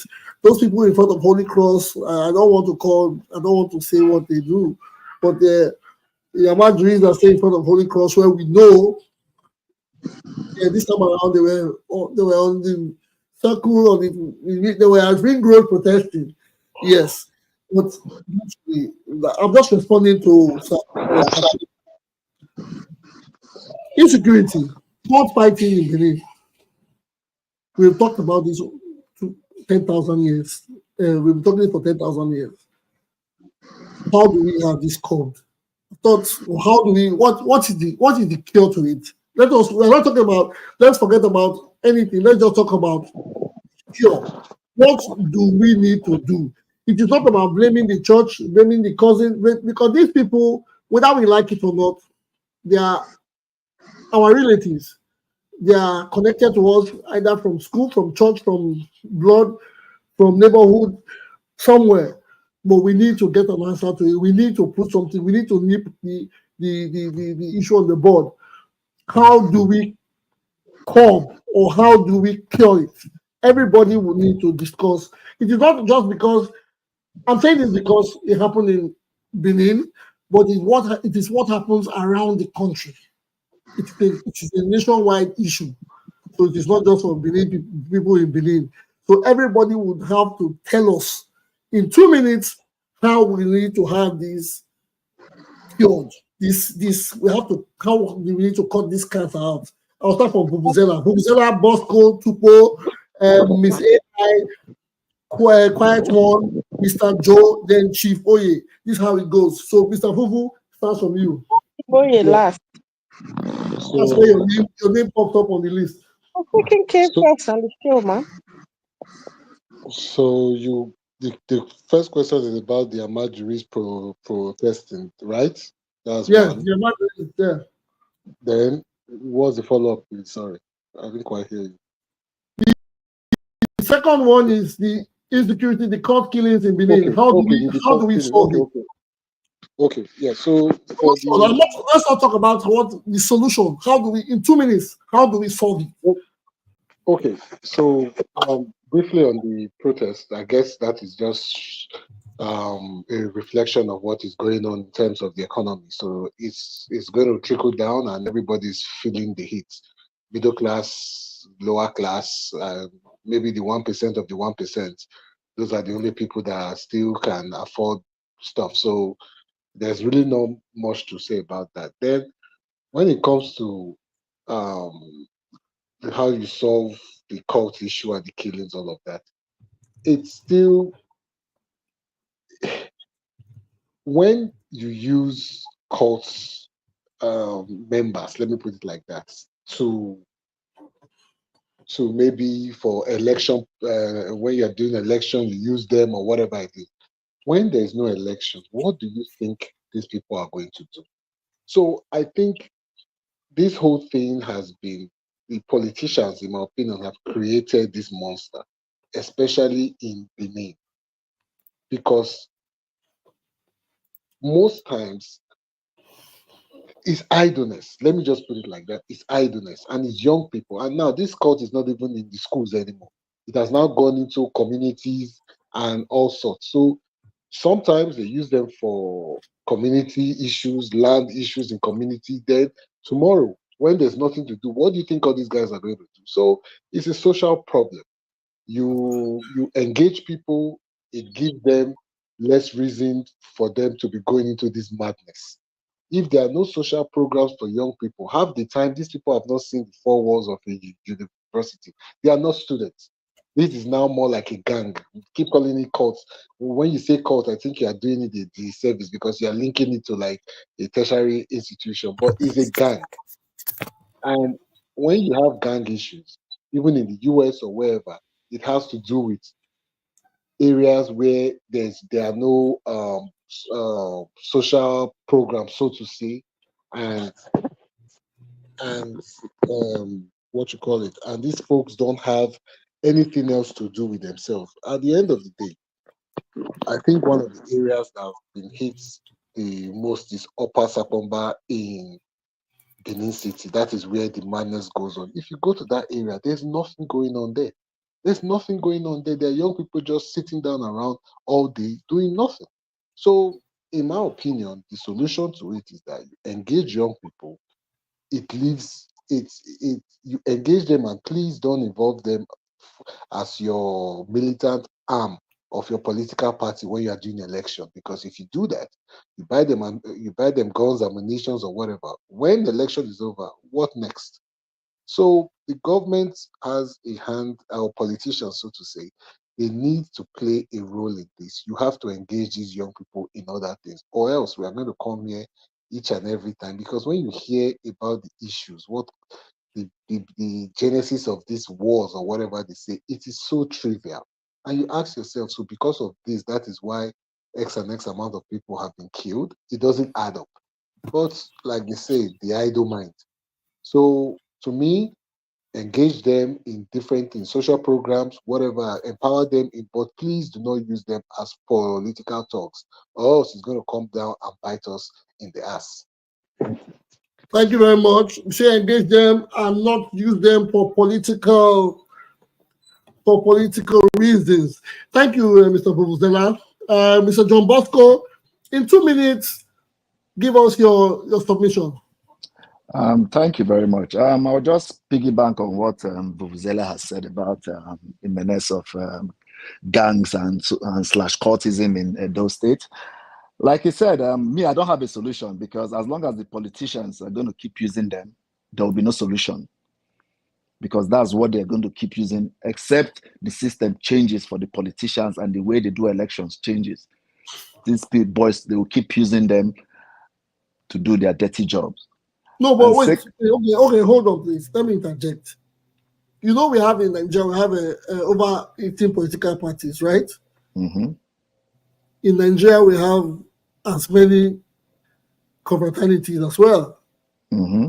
Why are certain confraternities, not all, on the news at all times? When they say there are some confraternities that don't indulge, or that you don't get to read things about them from the news. I'm not saying human beings are human beings. People commit crime. It's not the confraternities.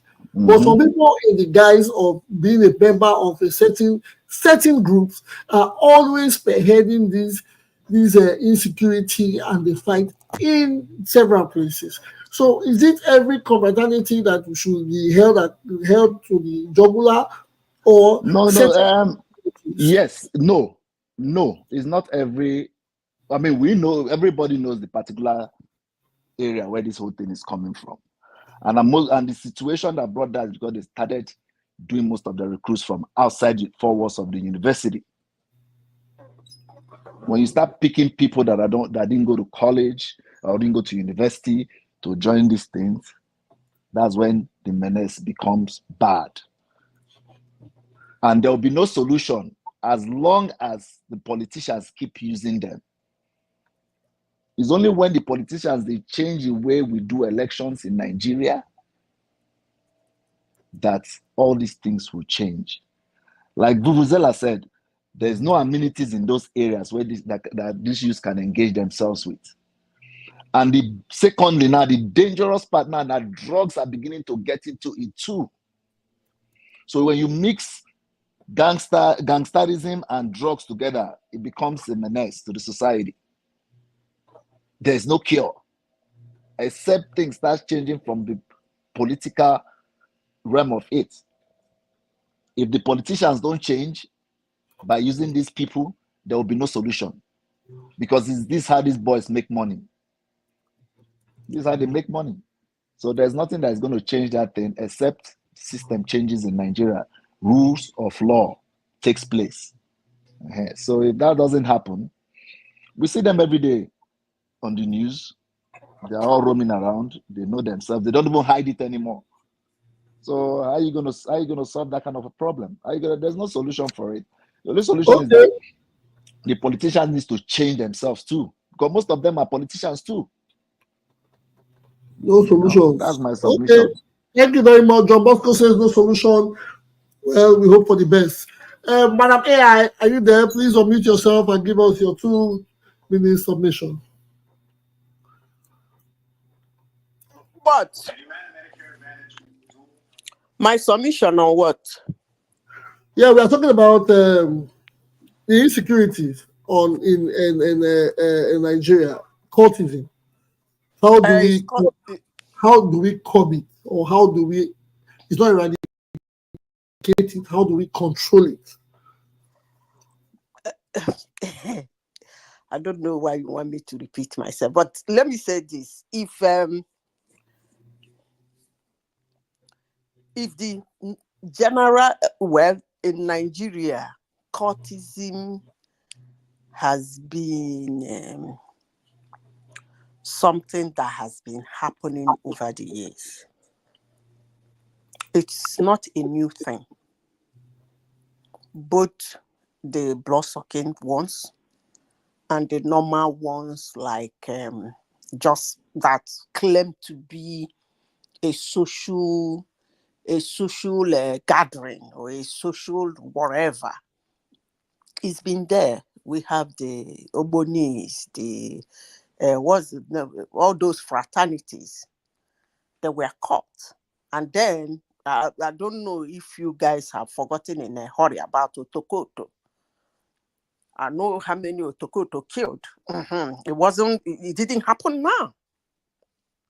It's been there over the years. It's been happening, News seems to be too much when everybody has a smartphone in his or her hands. Okay?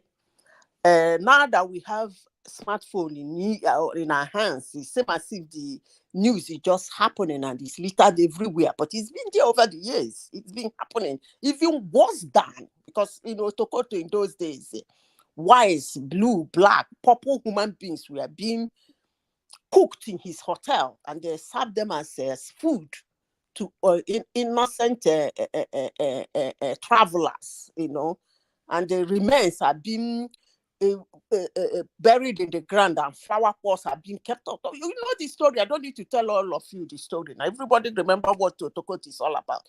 So, but the thing is that when a country doesn't frown at some certain things, it becomes lucrative.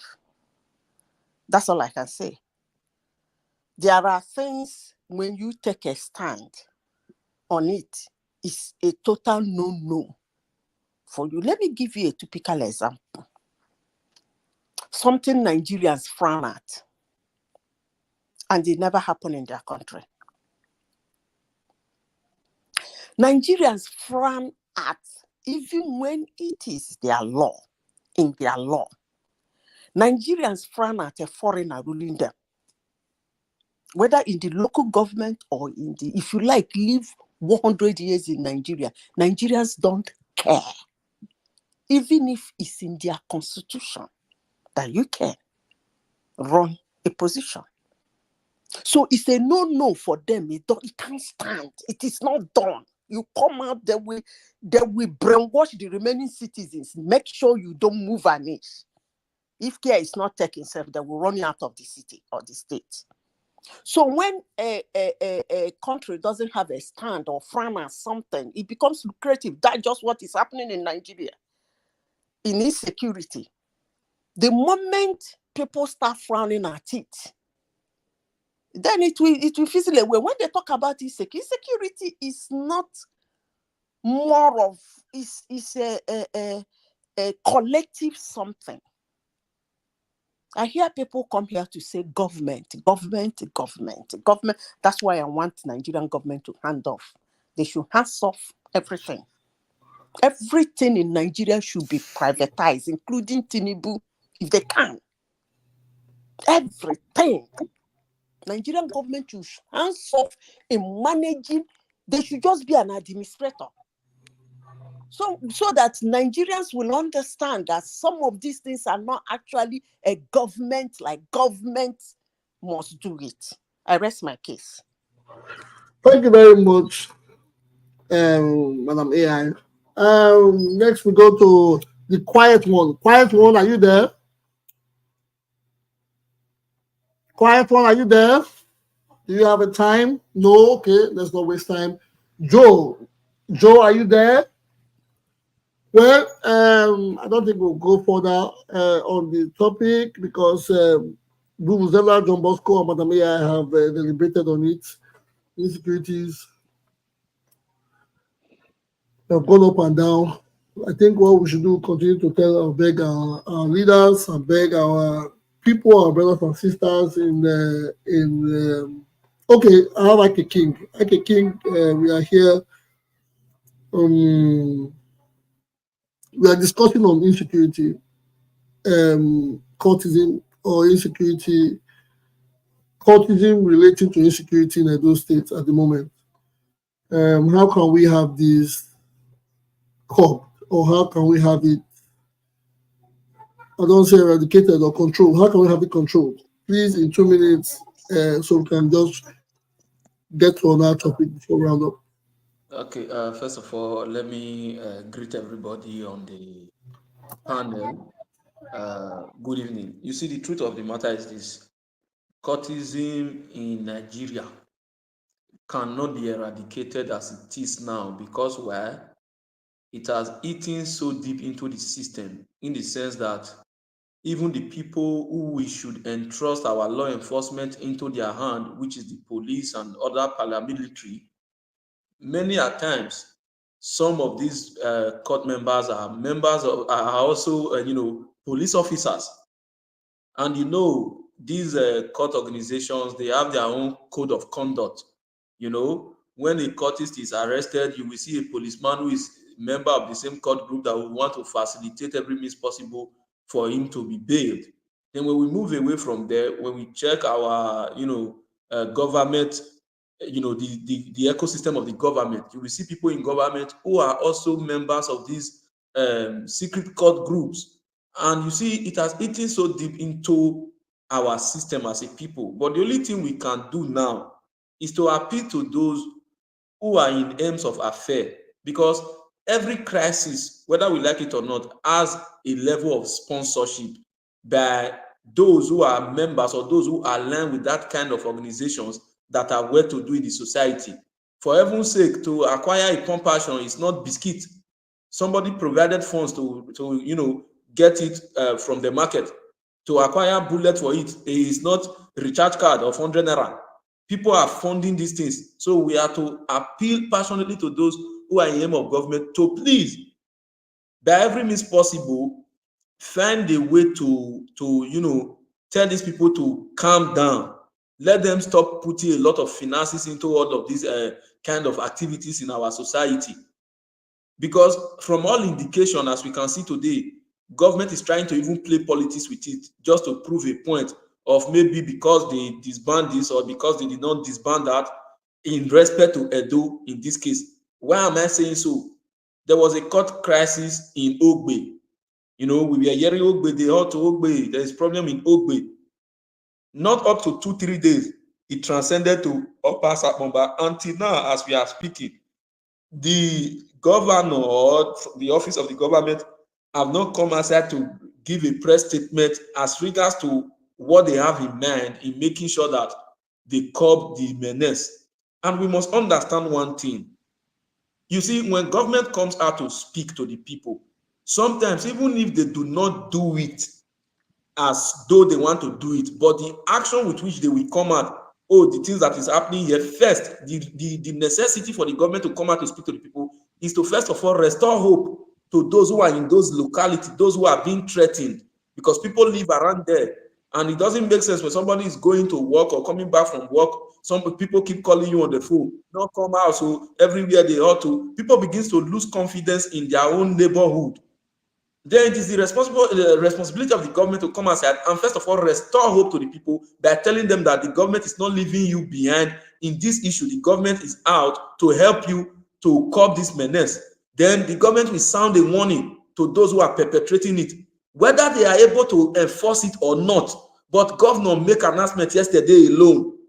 We have a long way of making sure that these people that are perpetrating these things, at least they will suspend that for a moment, then before the government can equally, deploy police or what have you. But like I said, it has eaten so deep in the system. Police officers are members, even some pastors are members, students in the campus, lecturers, everywhere you go, you see these people there.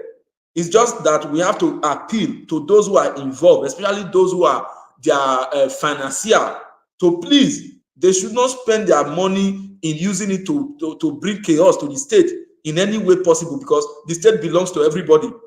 You understand? And the reality is this: eradicating cultism in Nigeria will be a very difficult one, but it can be controlled if the right information are being passed to our people. Thank you very much. Thank you very much, Mr. Ike King. Yeah, I appreciate your submission on the matter. Yes, we see our brothers and sisters, everybody, parents out there. Yes. Sometimes I feel I don't know, Maduto, I know you'll have called my name. I don't know if I yeah, Joe, I called your name. Yeah, Joe, I called no, your I name. was sorry, I was busy. I know. Yeah, it's a Friday evening. Okay. Okay. Can you give us your submission on it? Okay. Concerning, you see, 1999 when Obasanjo, I don't know, most of us were in university then, when Obasanjo come into power, a mass of renunciation and all that take place in all institutions in Nigeria, and he brought down cultism, because if you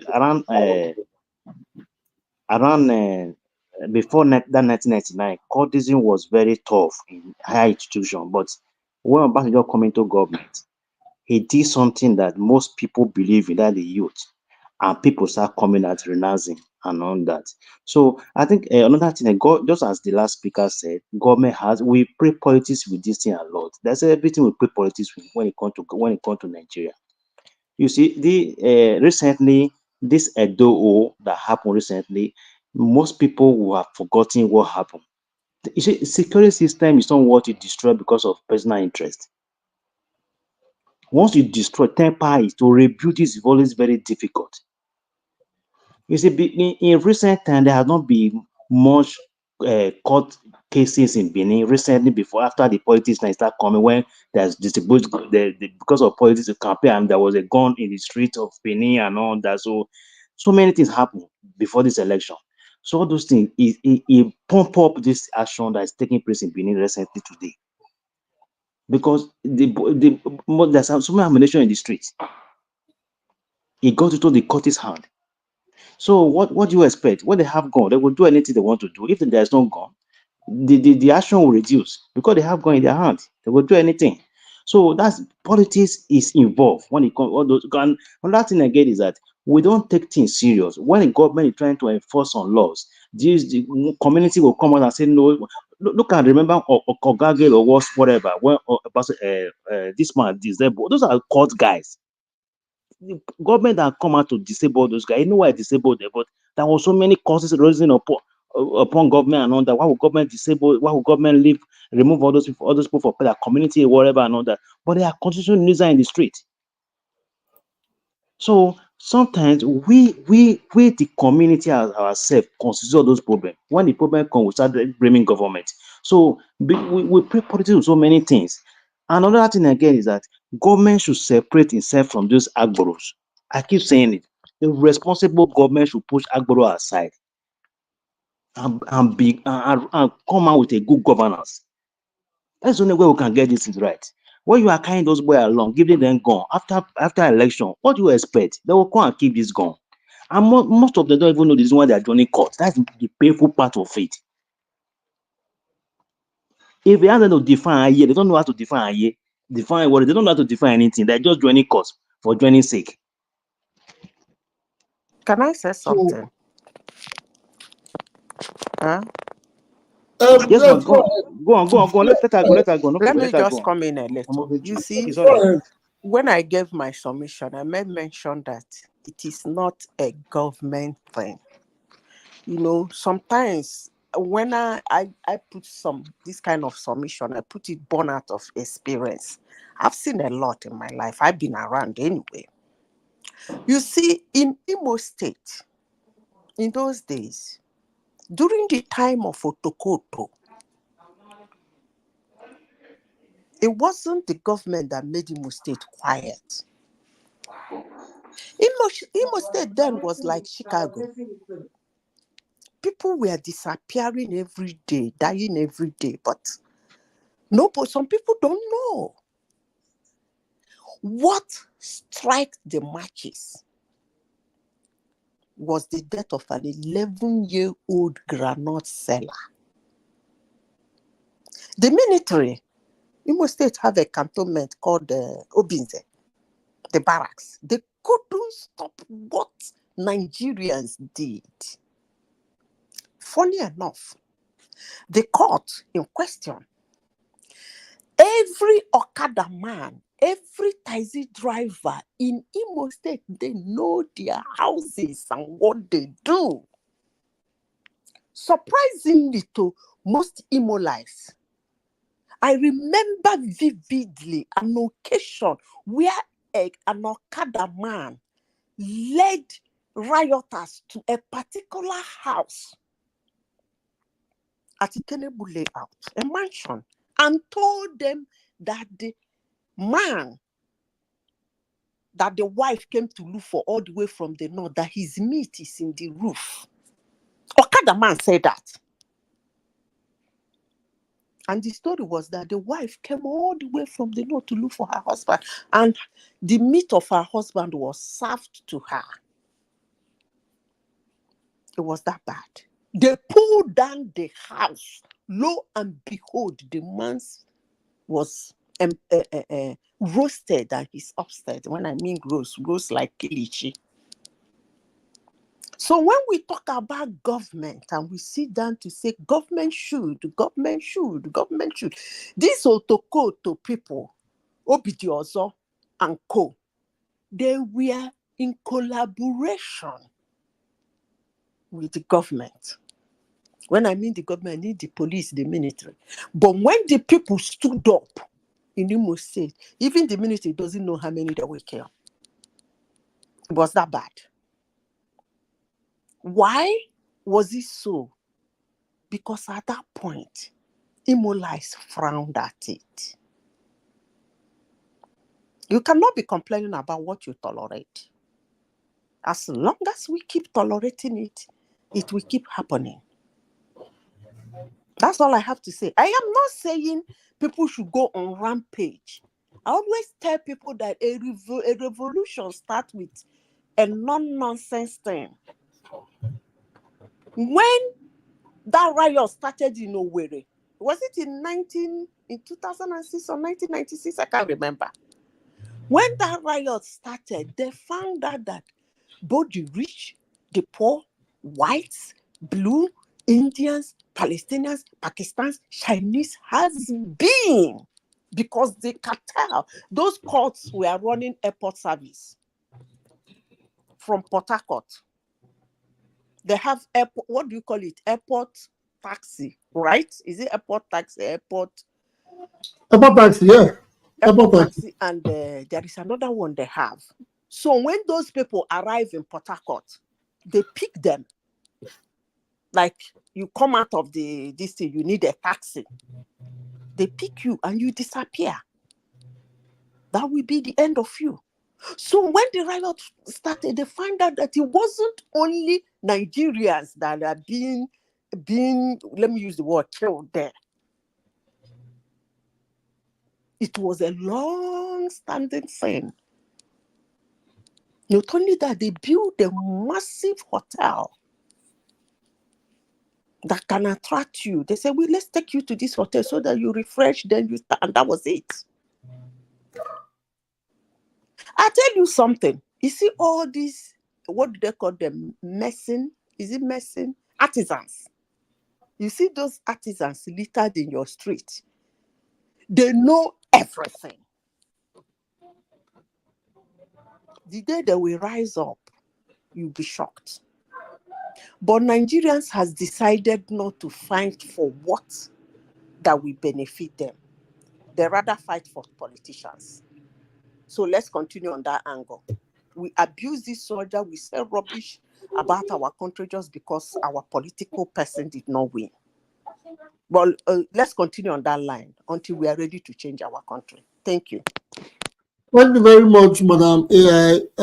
Appreciate it. Appreciate your submission, and like I always say, My host, I agree with you. Yes, Upper. I want to quickly ask you, this year Kamala Harris and Donald Trump, who will win? Honestly, I don't.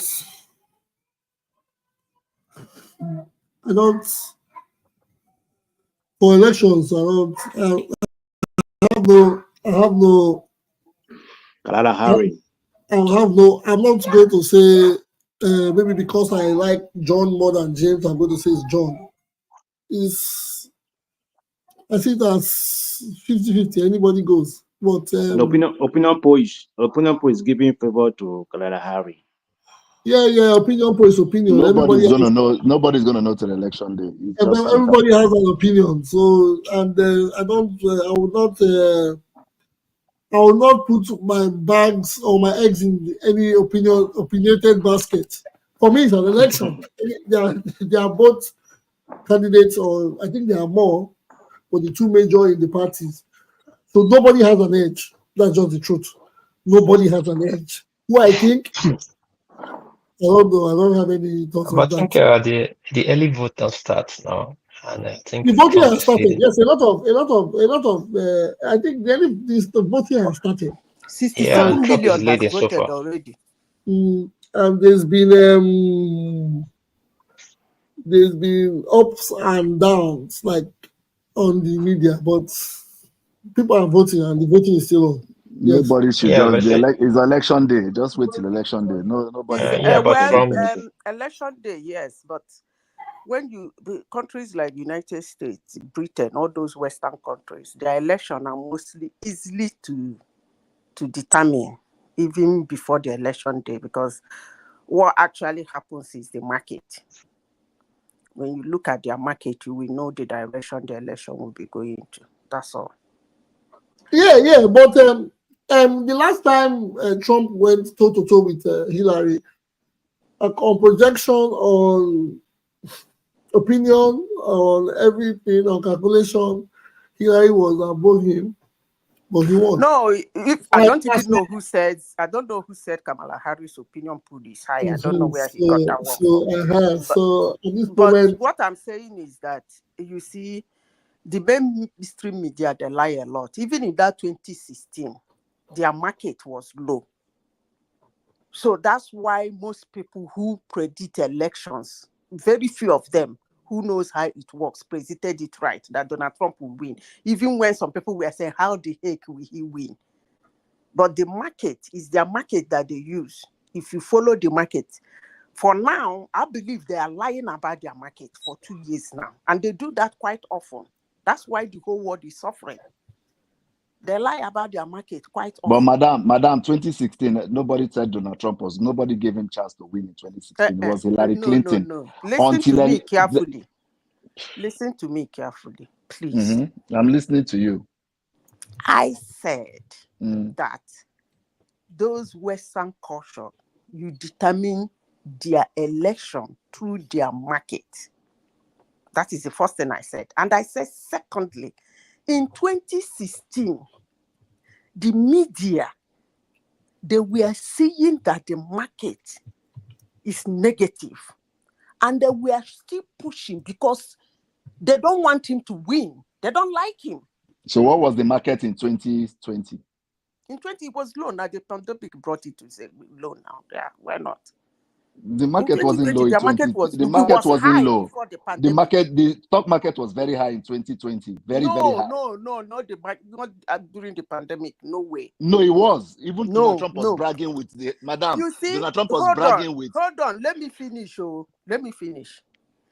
As I said before, if you follow their market and study their market, not what they're putting out. That's why I.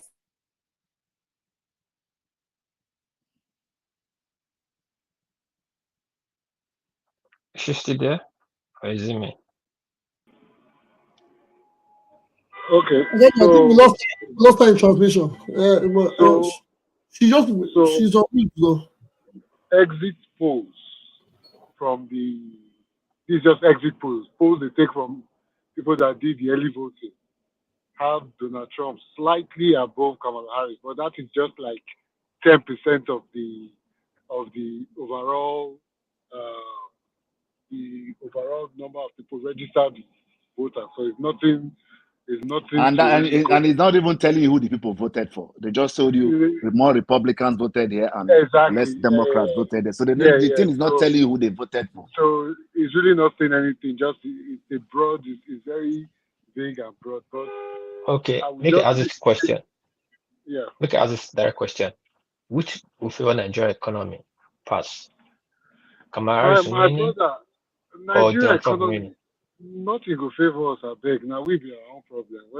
No. Let's put it this way. Which will favor us more better? Nothing will favor if IMF now they run Nigerian economy, not be America. Let's go back to 2016. I think when did Buhari come into power? Is it 2015, 2016? 2016. Okay, good. So we've had Republican, Democrat, and we've had the Republican president in Donald Trump. Then we had the Democrat in Joe Biden. Please, how has our economy fared? We've been going downhill since then. So I don't know what's trade. Whatever we are doing with Americans that will favor our economy, our own problem is not foreign government. I don't think so. It's self-inflicted. It has by IMF and World Bank. IMF, so at the end of the day, it has nothing to do with government. Okay, Sele, make I add this. Before 2016, we were in a deadlock to buy weapons, but Donald Trump broke that for us. That Buhari could buy the kind of jet and some other. Okay, I'm back. Has insecurity improved since we started buying all these jets or whatever? Okay, let me. Okay, no. Hold on, Sele, hold on. But let's Madam finish. Madam, round up. Okay, so they lie a lot about their market, but if you are into the analysis, you will understand that they are lying. So in 2020, their market was down. The thing went off immediately after the pandemic.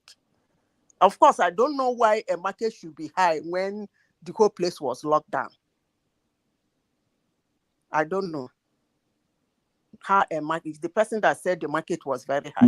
Madam. Here, listen to what Donald Trump says. During my time, the economy was good. The market was high. Now before the pandemic. Madam, tell me your analysis. Show me your proof that they're lying about the market. Now, before the pandemic, what do you mean by what he's saying? I don't get it. No. You said that they keep lying about their markets. What is your proof that they're lying about their market? Tell me, give me your proof. Say, this is why they're lying. This is why they're lying. Okay, I hope you will understand it when I say No, it. now tell me now. If you say, no, you just made a if you comment. say, No, madam, you said wait this. first Yeah, go now, ahead. wait. If you say I should give you a proof, Mm-hmm. it simply means that you don't understand how it works. I understand how it works. That's why I'm asking. Hold on. If you understand how it works, I don't need to give you a proof to show you what I have just said. But since you need a proof, let me give you an example. America is the highest buyer of everything on earth. And if they project that they're going to have 30% or 3% increase in consumer index, and they have 1.7% increase in consumer index, their market is low. It's on the negative. So where did you get your proof from? I don't think I will answer that question again. You told me to give you an example of what I mean. No, now where did you get the proof that the consumer index is low and the market is doing very well? Problem now, they projected 3%, and the thing they were able to make 1.7, then again 2.7. Why are you asking me if it is low? And I'm still telling the whole world that their market is doing great. It's doing great now. How else can you see that they're lying? Madam, it's doing great. It's doing great. Okay, it's doing fine. better than any Western country in the world. Okay, it's okay. American economy is doing better than any. It's okay. It's okay. No problem. And in 2020, the economy was doing great too. No wahala. I know they fit do that kind of argument. I don't agree with you. No problem. American economy is better than every economy in the world right now. Name one economy, Western economy that is better than American economy right now. When I say things, I don't really need anybody to agree with me. No, I'm not saying we're just having a discussion. Tell me one economy in the world now, the Western economy. You asked me a question. I have given you an example of their lies. How did you? Okay, what's your proof that they're lying? What are you gauging on to say? I gave you an example. Madam, you just gave me an example. You're not a financial expert, so you cannot just pick something and say that they're lying. Okay, so no problem. What is the reason why they're lying? Good. No wahala. Tell me one Western world economy that's better than American economy now. What do you mean Western world? Nigeria economy is doing well. No, Nigeria is not part of the Western world. I'm not saying. So what do you mean? Tell anybody that is that they are lying about their economy. Simple. Okay. And their economy is in great sense as I speak. And there's no such thing as the Western world. Now. I'm talking. Where are they in the West? I didn't stop you from talking. They have been lying for the past 2 years now. They've been lying. After the pandemic, it ticked up. And for 2 years now, they've been lying. Take it from me, leave it, I don't care. But that just you've not given me proof that they are lying. I don't need to give you a proof, Mr. You have to, because you can't just No, it's okay. We'll do a research on that. Can we move on, please? We'll do a research. I don't need to give you a proof. And I don't care. I'm not going to prove anything to you. Yes. It's okay.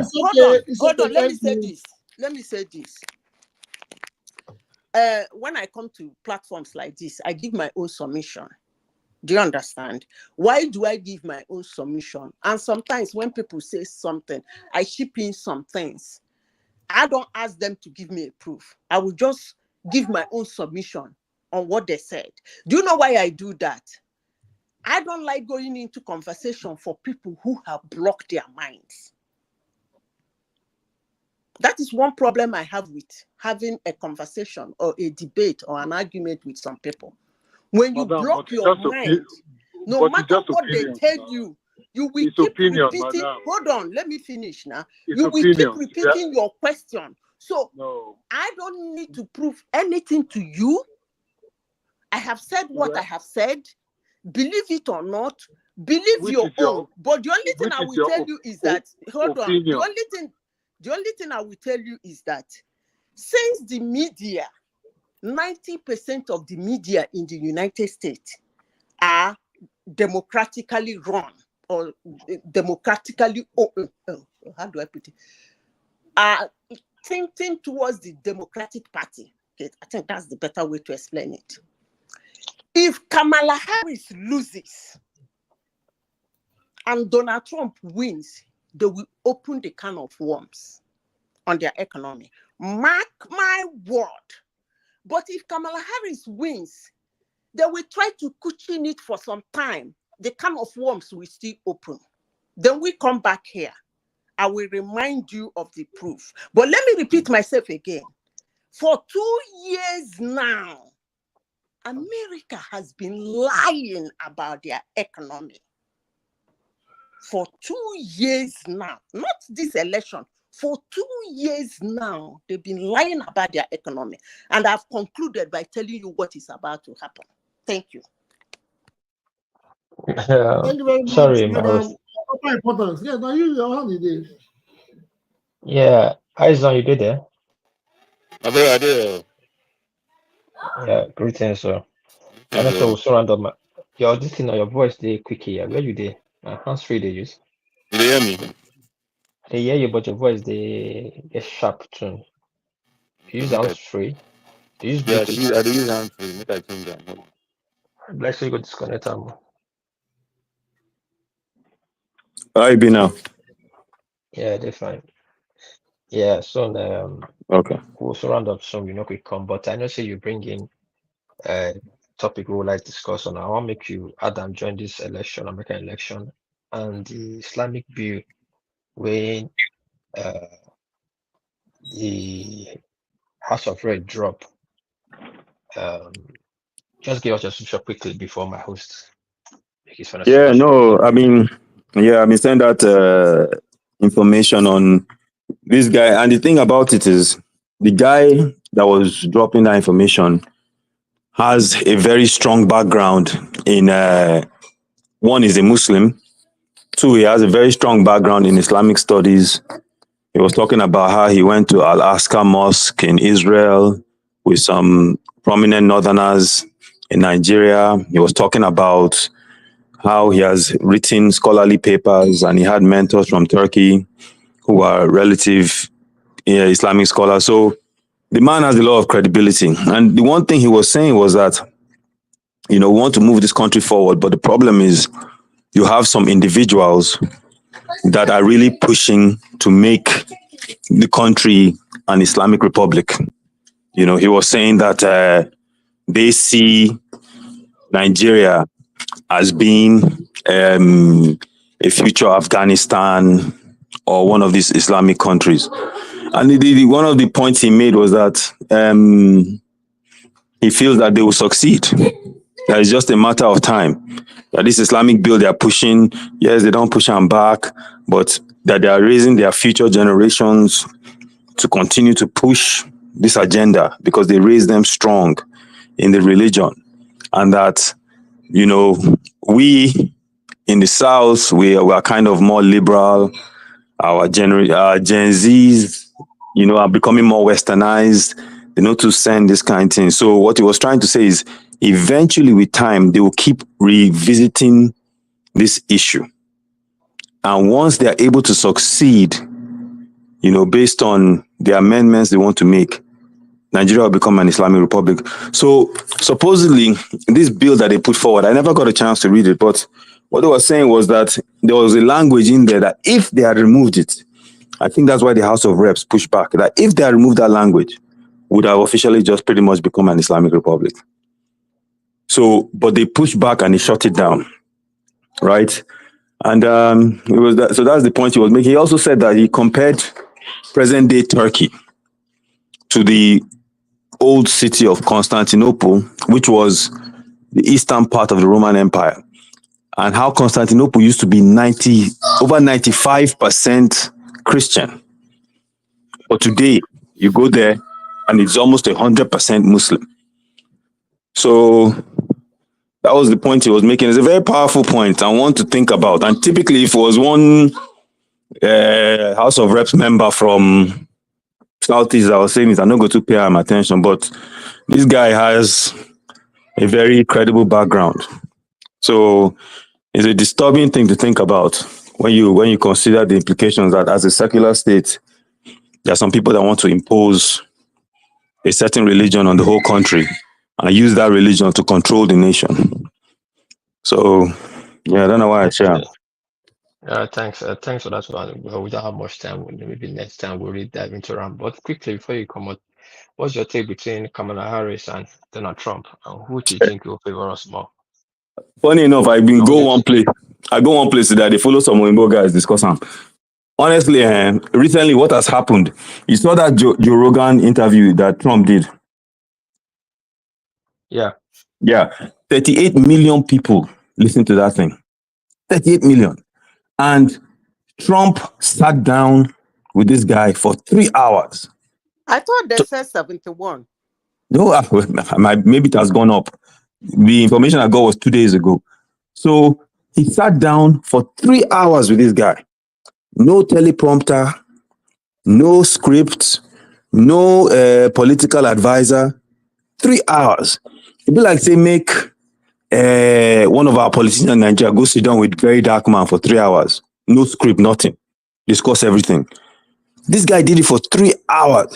And you know how people have been saying, oh, Trump is becoming senile, his brain is not working, he has dementia. Forget all that one. 3 hours. And he didn't even end the show. I listened to it. Now the other guy say, okay, we don't do 3 hours. Okay, maybe waka.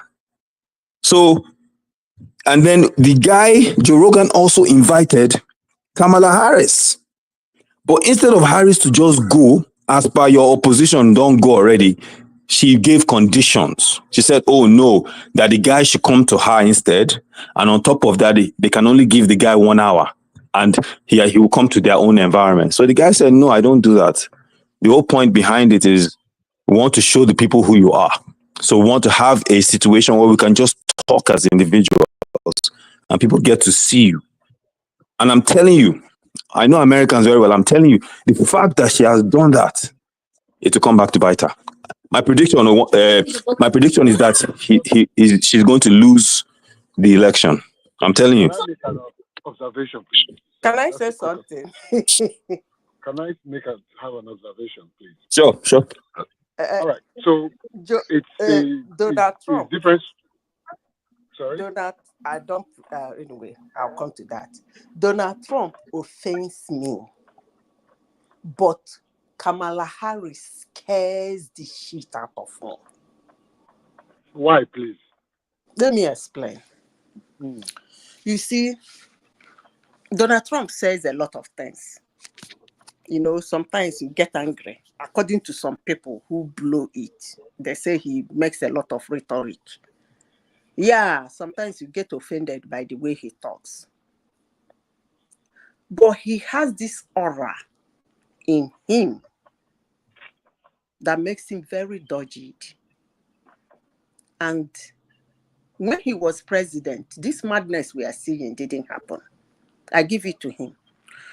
Now, back to Kamala Harris, I don't want to dwell on that because everybody knew when he was president. You don't need to tell people story. What happened when he was president? Kamala Harris scares the shit out of me. Do you know why I'm scared of Kamala Harris? What the world will be her being the president of the United States. Please, what? That's the same concern I had with Joe Biden. And this is where we have landed. What exactly, please? You say what the world will be. What exactly? Thank you. Sele, please ask that question. Okay, let me tell you. When somebody cannot be able to explain anything, the other guy that just spoke now was saying she cannot make out something unless she has a teleprompter. And sometimes I wonder how did she get where she was? So what has Trump explained? What policy does Trump explain? Madam, please let me make my observation. You asked a question now. I'm trying to clear the question you asked. What do I mean? Yes. Donald Trump came out in 2016. According to you people, everybody believed he would not win. And according to you, he never said anything. He campaigned and won. Kamala Harris came out in 2019 to contest for the election of 2020. She was so bad that her campaign lasted for 2 months. When she opened her mouth, people ran. Like when she came out, it was, come on, let's do this. You know, everybody was like, yeah, woman, yeah, everybody, let's follow her. Her campaign, for the record, with all the money, people dumped money into her campaign in 2019 when she came out to contest for 2020. The campaign was shut down in 2 months. What makes the difference now? For those asking me, what did she say and what did she not say? But no, but madam, sorry to cut you off, but I need to cut you off right now. She was picked as vice president. Not, I don't think. Thank God you used the word picked. No, yes. So how would they pick her before? So how would they pick her before? Every vice president has to be picked. I love that word. Every vice president has to be picked. There's no election. Did you monitor how she came to that vice president? Madam, I think. Did you monitor it? Madam, let me speak, please. I have lived on and off in America for almost 15, 20 years. So I think I can say something concerning this election. Let me say this. Donald Trump spoke for 3 hours. Fact check what Donald Trump said for 3 hours. I can say gibberish for 3 hours. Donald Trump would say lie upon lies, figures that don't match. Now, he's a smart man. And let me tell you why I say he's a smart man. He has studied the way Americans behave. And the people that vote is white America. Sorry to say. White America and Hispanic, they're the ones that have the largest amount of voters. Black people don't vote. So in terms of what he has done, he has studied what Americans lean towards, which is having punchlines. And that is the strength of Donald Trump. That is his strength. That is what he has always relied on. Donald Trump, if you go to his economic policy, it don't make any sense. All he keeps talking about is reducing taxes for the rich. That is Donald Trump. My brother, let me interject real quick, please. Have you listened to the Joe Rogan podcast before? Yeah, I listen to it every now and then. You know, okay, so one thing he does is when he has guests talking, he has this guy who has multiple computers, right? Immediately fact checking everything you're saying. Yeah. You understand? So that way, if you're not sure about something, then you should put that caveat to say, I'm not sure, but this is what I think. And then that guy will verify it. As the show is going on, Trump went through this conversation for 3 hours. If you haven't listened to it, please, I suggest go and listen to it, because I was even shocked myself. And wait now. And by the way, my brother, I'm a Nigerian. I don't have any stake in this game. You know, I'm watching it for entertainment. But when I listened to it for 3 hours, they didn't fact check him. Everything he was saying. Sorry to come in. Please be patient a little. Please don't watch it as an entertainment. The shit those people do in their country affects the whole world. It's true. It's not that as is true. much as some Nigerians we open their loud mouths. Madam, stop insulting. You're insulting Nigerians. How bad it is. It is what they do. They got it wrong with Joe Biden. What did they get wrong with Joe Biden? They didn't get it wrong with Joe Biden. What did they get wrong with Joe Biden, madam? You sound like you know everything. What did they get wrong? People have a right to vote who they want. That is democracy. Donald Trump, I was in the US during 2020 election or whatever. Donald Trump. Anyway, let me finish what I'm saying, please. Madam, I know that. Hold on. I'm talking to the last speaker. Oh, please. Madam, I'm just referring to the last speaker. You people, hold on. I know where because By the way, on I know say na my time on the chop like this, so I'm just being gracious. Make I talk to you. Leave them. I know their problem with Donald Trump. I don't even give a hook.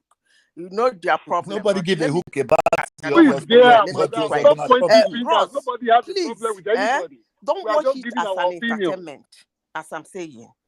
Whatever they do, it will run across the whole world. Do you know why? We handed the world over to them. Either by mistake or by honesty or by whatever, I don't know. Remember, their currency is the official currency of the world. They have issues the rest of the world has. So you should be concerned.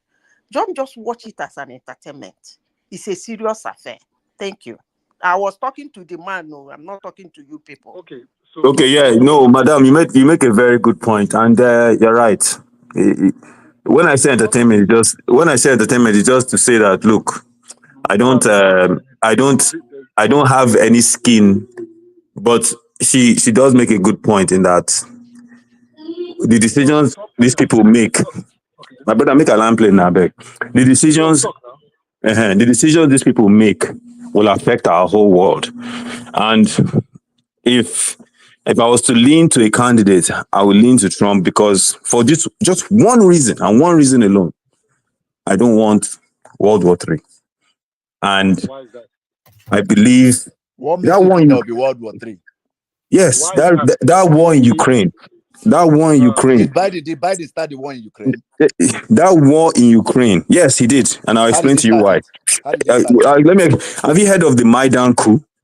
Forget all those conspiracy talk. No, it's not a conspiracy theory, my brother. Listen. You can't just dismiss something if you don't know about it. Okay, there's something called the Maidan coup. Mm-hmm. The former president of Ukraine, they had a coup. Mm-hmm. Victoria Nuland, who is one of the top people, Secretary of State in American government, was recorded saying how they would take that guy out and how they will put this Zelensky in as the next president of Ukraine. They were debating between Zelensky. Wait. They were debating between Zelensky and Vladimir Klitschko. Not Vladimir, Vitaly Klitschko. Mm-hmm. And they decided that they would put Zelensky in. Mm-hmm. And they put Zelensky in. And Zelensky then decided to take anti-Russian policies in those places, the Donbass and those areas, and they were killing Russians. So what happened then, because he was pro the West, the last president before Zelensky was pro-Russia. Go and look it up. And then what happened after that is these people decided to use Ukraine as a proxy area to try to destabilize the Kremlin. Because keep in mind, they've had it in for Russia ever since they lost their election to Donald Trump the first time.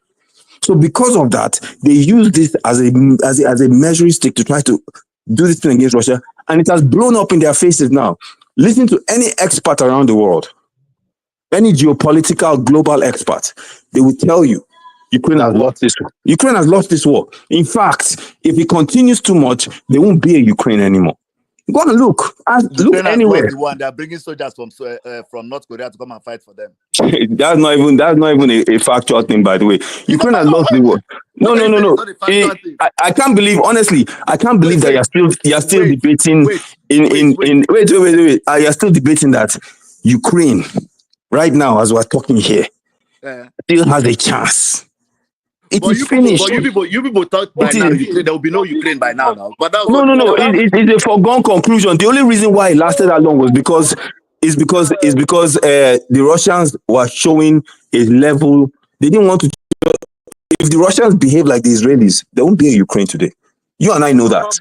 They showed restraint. So what I'm saying is they are showing restraint that they are getting weapons from Iran. Let me not deviate from the main point I'm trying to make. So what I'm saying is these Democrats, right, that you people are so in favor of, were the ones that started this war. They started this conflict. Trump didn't start this conflict. How did they start the war? They orchestrated the coup. And then they came in and then they gave weapons. They gave weapons to Ukraine, and they kept giving weapons to Ukraine because Ukraine is their ally.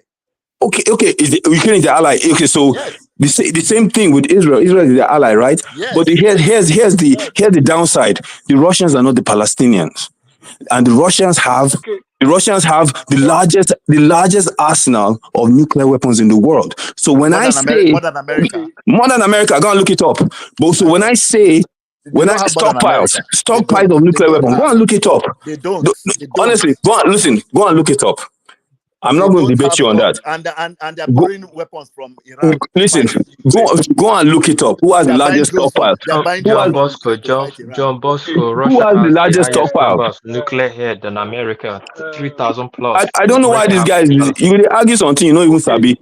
Go and look it up. Listen, the point I'm trying to make is this. Russia is not Russia is not the Palestinians.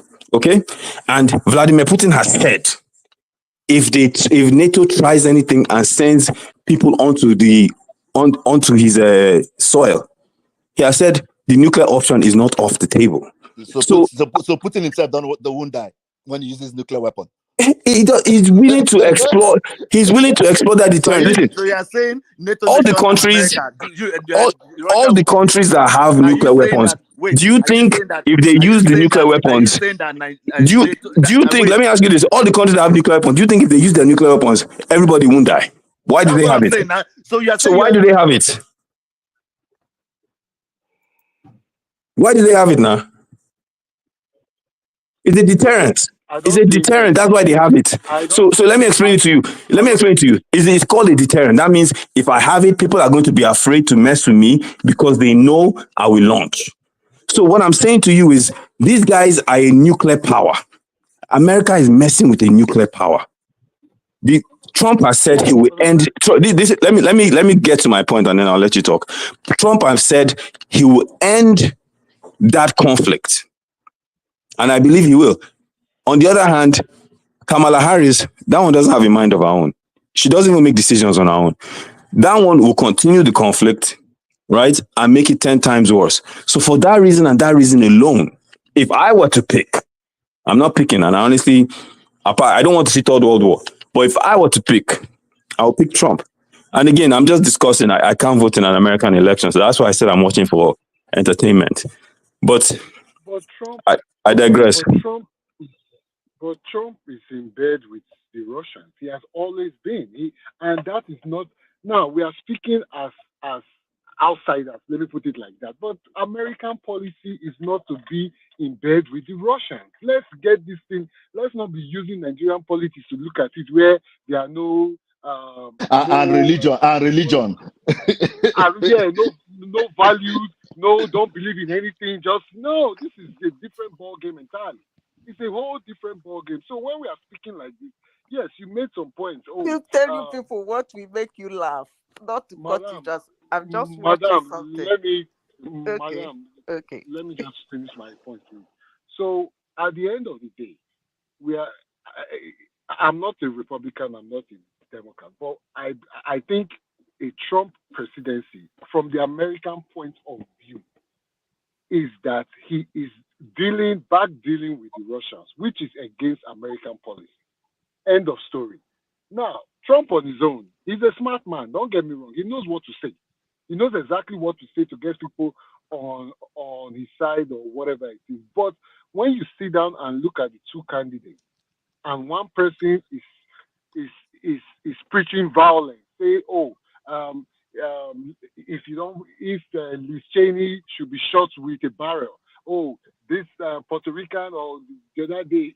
They're eating the dogs. They're eating the cats. They're eating the dogs. They're eating like seriously.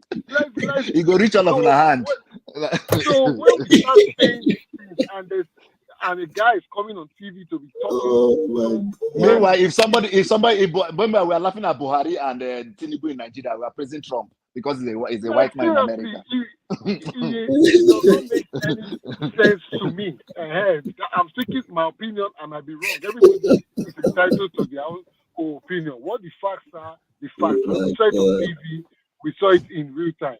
So all saying that, Kamala Harris, she doesn't have her own policy. No, okay. This point, they were supposed to have a second. Okay, name 3 of Kamala Harris policies. Name 3 policies, please. Hold on. Okay, I'll let you land. But please, that's a question. That's a question. Okay, we can talk about women's rights, abortion rights. We can go there. We know what Trump's policy is. We know what hers is. So we can talk about it all night and all day.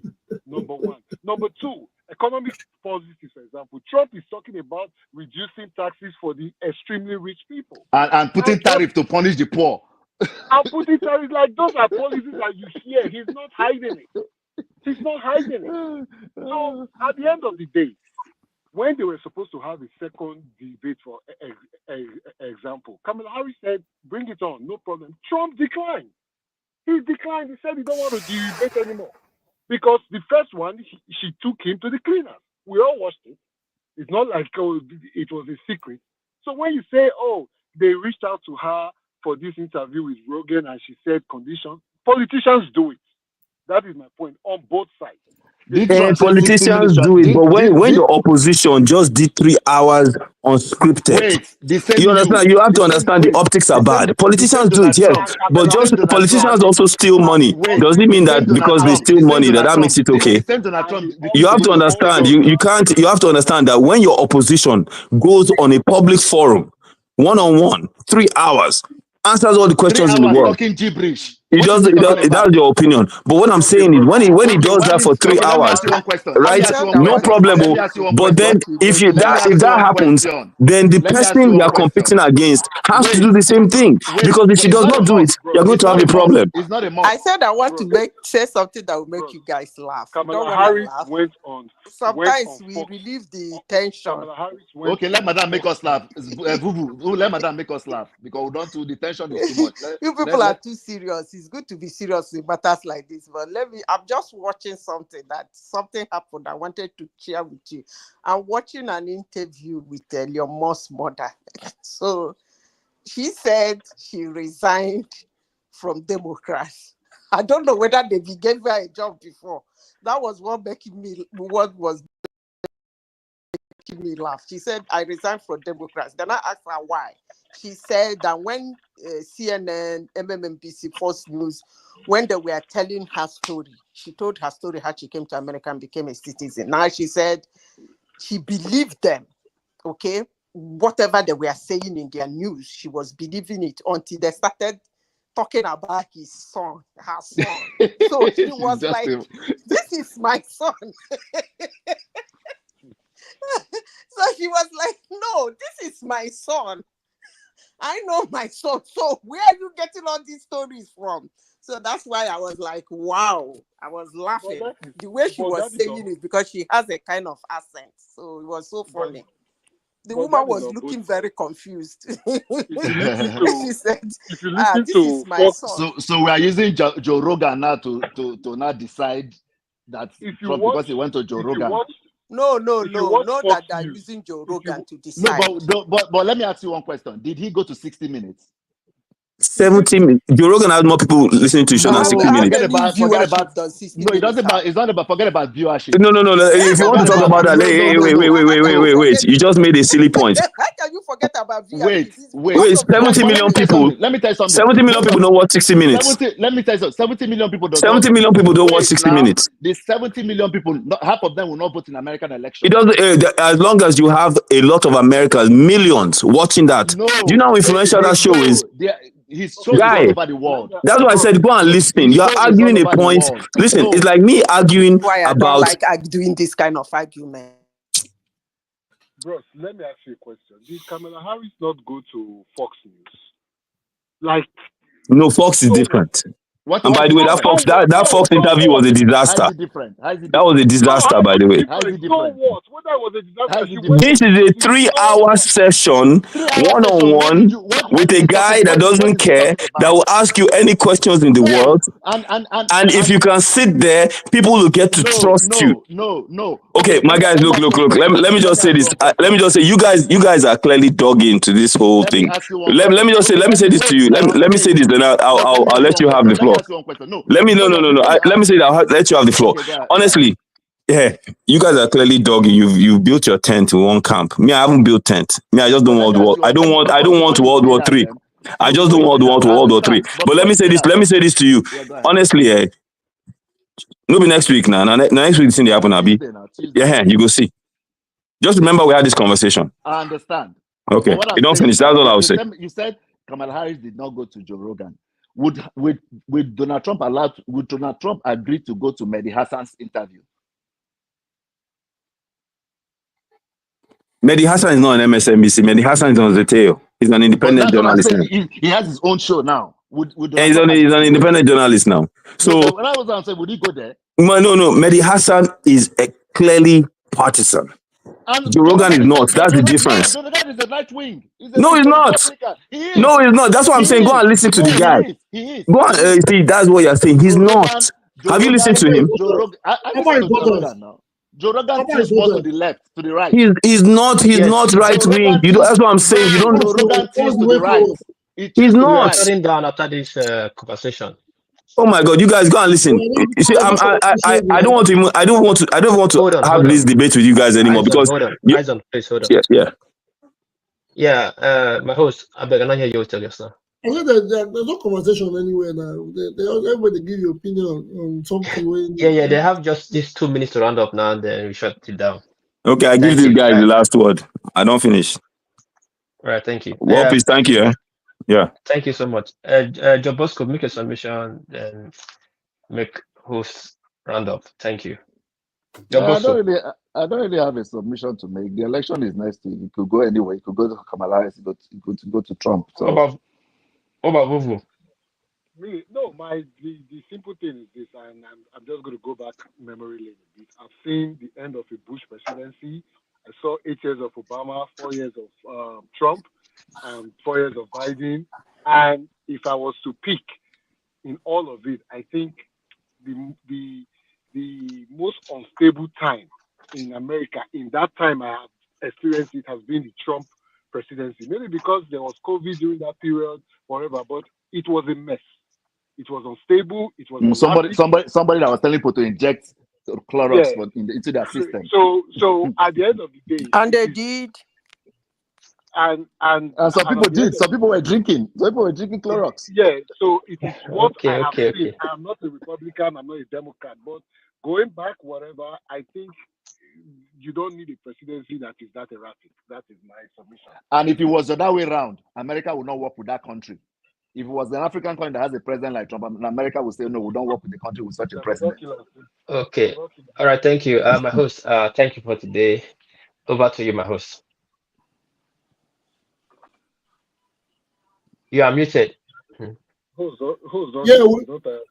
Yeah. Because I don't know what we are talking about. Just talking about what does not concern us or something that it concerns us. So. No, I used to say that before. But is there law? American election don't concern Nigeria. It don't concern Nigeria. Until African countries until they stop allowing African countries to live like this, then fuck their elections. They are the reason our African nations are poor and like that, because they want our human resources here. So if they like, let them go and vote against a footballer or a guy from Oakley. It's election, anybody can win. Yes. So I don't know why you guys are saying Joe Rogan, this and that. The man said 3 hours, Kamala Harris said this. They are all actors. Anyways. It's only one person that is not an actor there.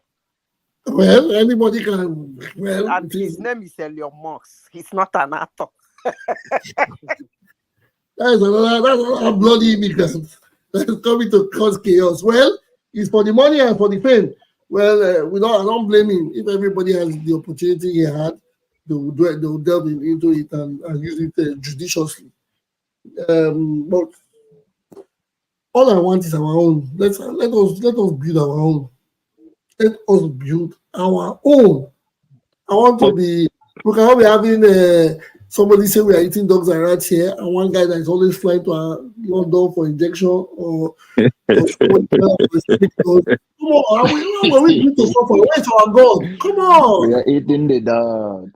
It's a headache here, and every time you open the news, open TV, is stories that don't even make sense, and everything is increasing worldwide. And people will check now for tickets anywhere. Benin, Abuja, Lagos, Kano, Nigeria, South Africa, Dallas to Tokyo. It's no longer for the normal people. It's no longer for the normal people. And bros, they talk of the third world war. Who wants to fight the war? Everybody with empty stomach. The war has already started, and it's not going to start with the ammunition. They are going to use the currency to start a war, and it has started. Who doesn't know should wait. So let us just build our own. That's my own take. It is time for us to just our own. Enough of everything for them. Anyways, I appreciate you guys coming to the show again. It was a beautiful day. I enjoy every time I have you guys around me. We have become a family already, and as time goes, we'll most definitely build our own and try to get things better. Well, before I leave, I'll give my African proverb which says,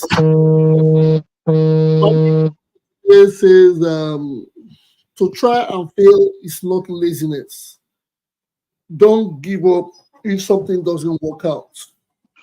Use the motivation as an example and keep going. Let us just, things are hard, things are slow. We have to just keep our fingers, keep the faith, pray to God, have a belief, and always say what is right. We are not right at all times. This is something I have to bring to everybody. Please, some people have come to the studio, they have left, but this is something I want to say. Please, when we see right, even if it was done by a person we do not see as a role model, or we do not like, or we like, when you see a good thing, when you see something that has been done well, good, right, it is best to acknowledge and applaud it. When we see something that is wrong, regardless of who has done it, whether it's a government we support, it's a father we support, it's a friend we support, it's a system that we support, it is only evident, it is only important, it's very imperative that we say how it is. If it's wrong, it is wrong. If it is right, it is right. Nothing can make wrong ever be right. So please, because I'm saying this because of the incident, the court incident of today, I don't want to go back into names, but some of us here, I don't know if it is, maybe we try to have a position, but some people were trying to paint a beautiful picture from that despicable scene. Please, good is good, bad is bad. We are not perfect, but when we see it, let us preach it as it is. Thank you, brothers and sisters. Thank you, Chief Oye. Thank you, Miss AI, and the queens in the house. We appreciate you guys for being a part of the show. For all the men, those that didn't come early. Okay, Izo, please try to make yourself early. I know your schedule might be tight. Try to come early so we can have more discussions. And don't worry, there's no third world war. Nobody has that energy. They have seen the wars that have been seen in this world. They cannot get out of it. Encourage all of you. Enjoy your weekend. Thank you for coming again.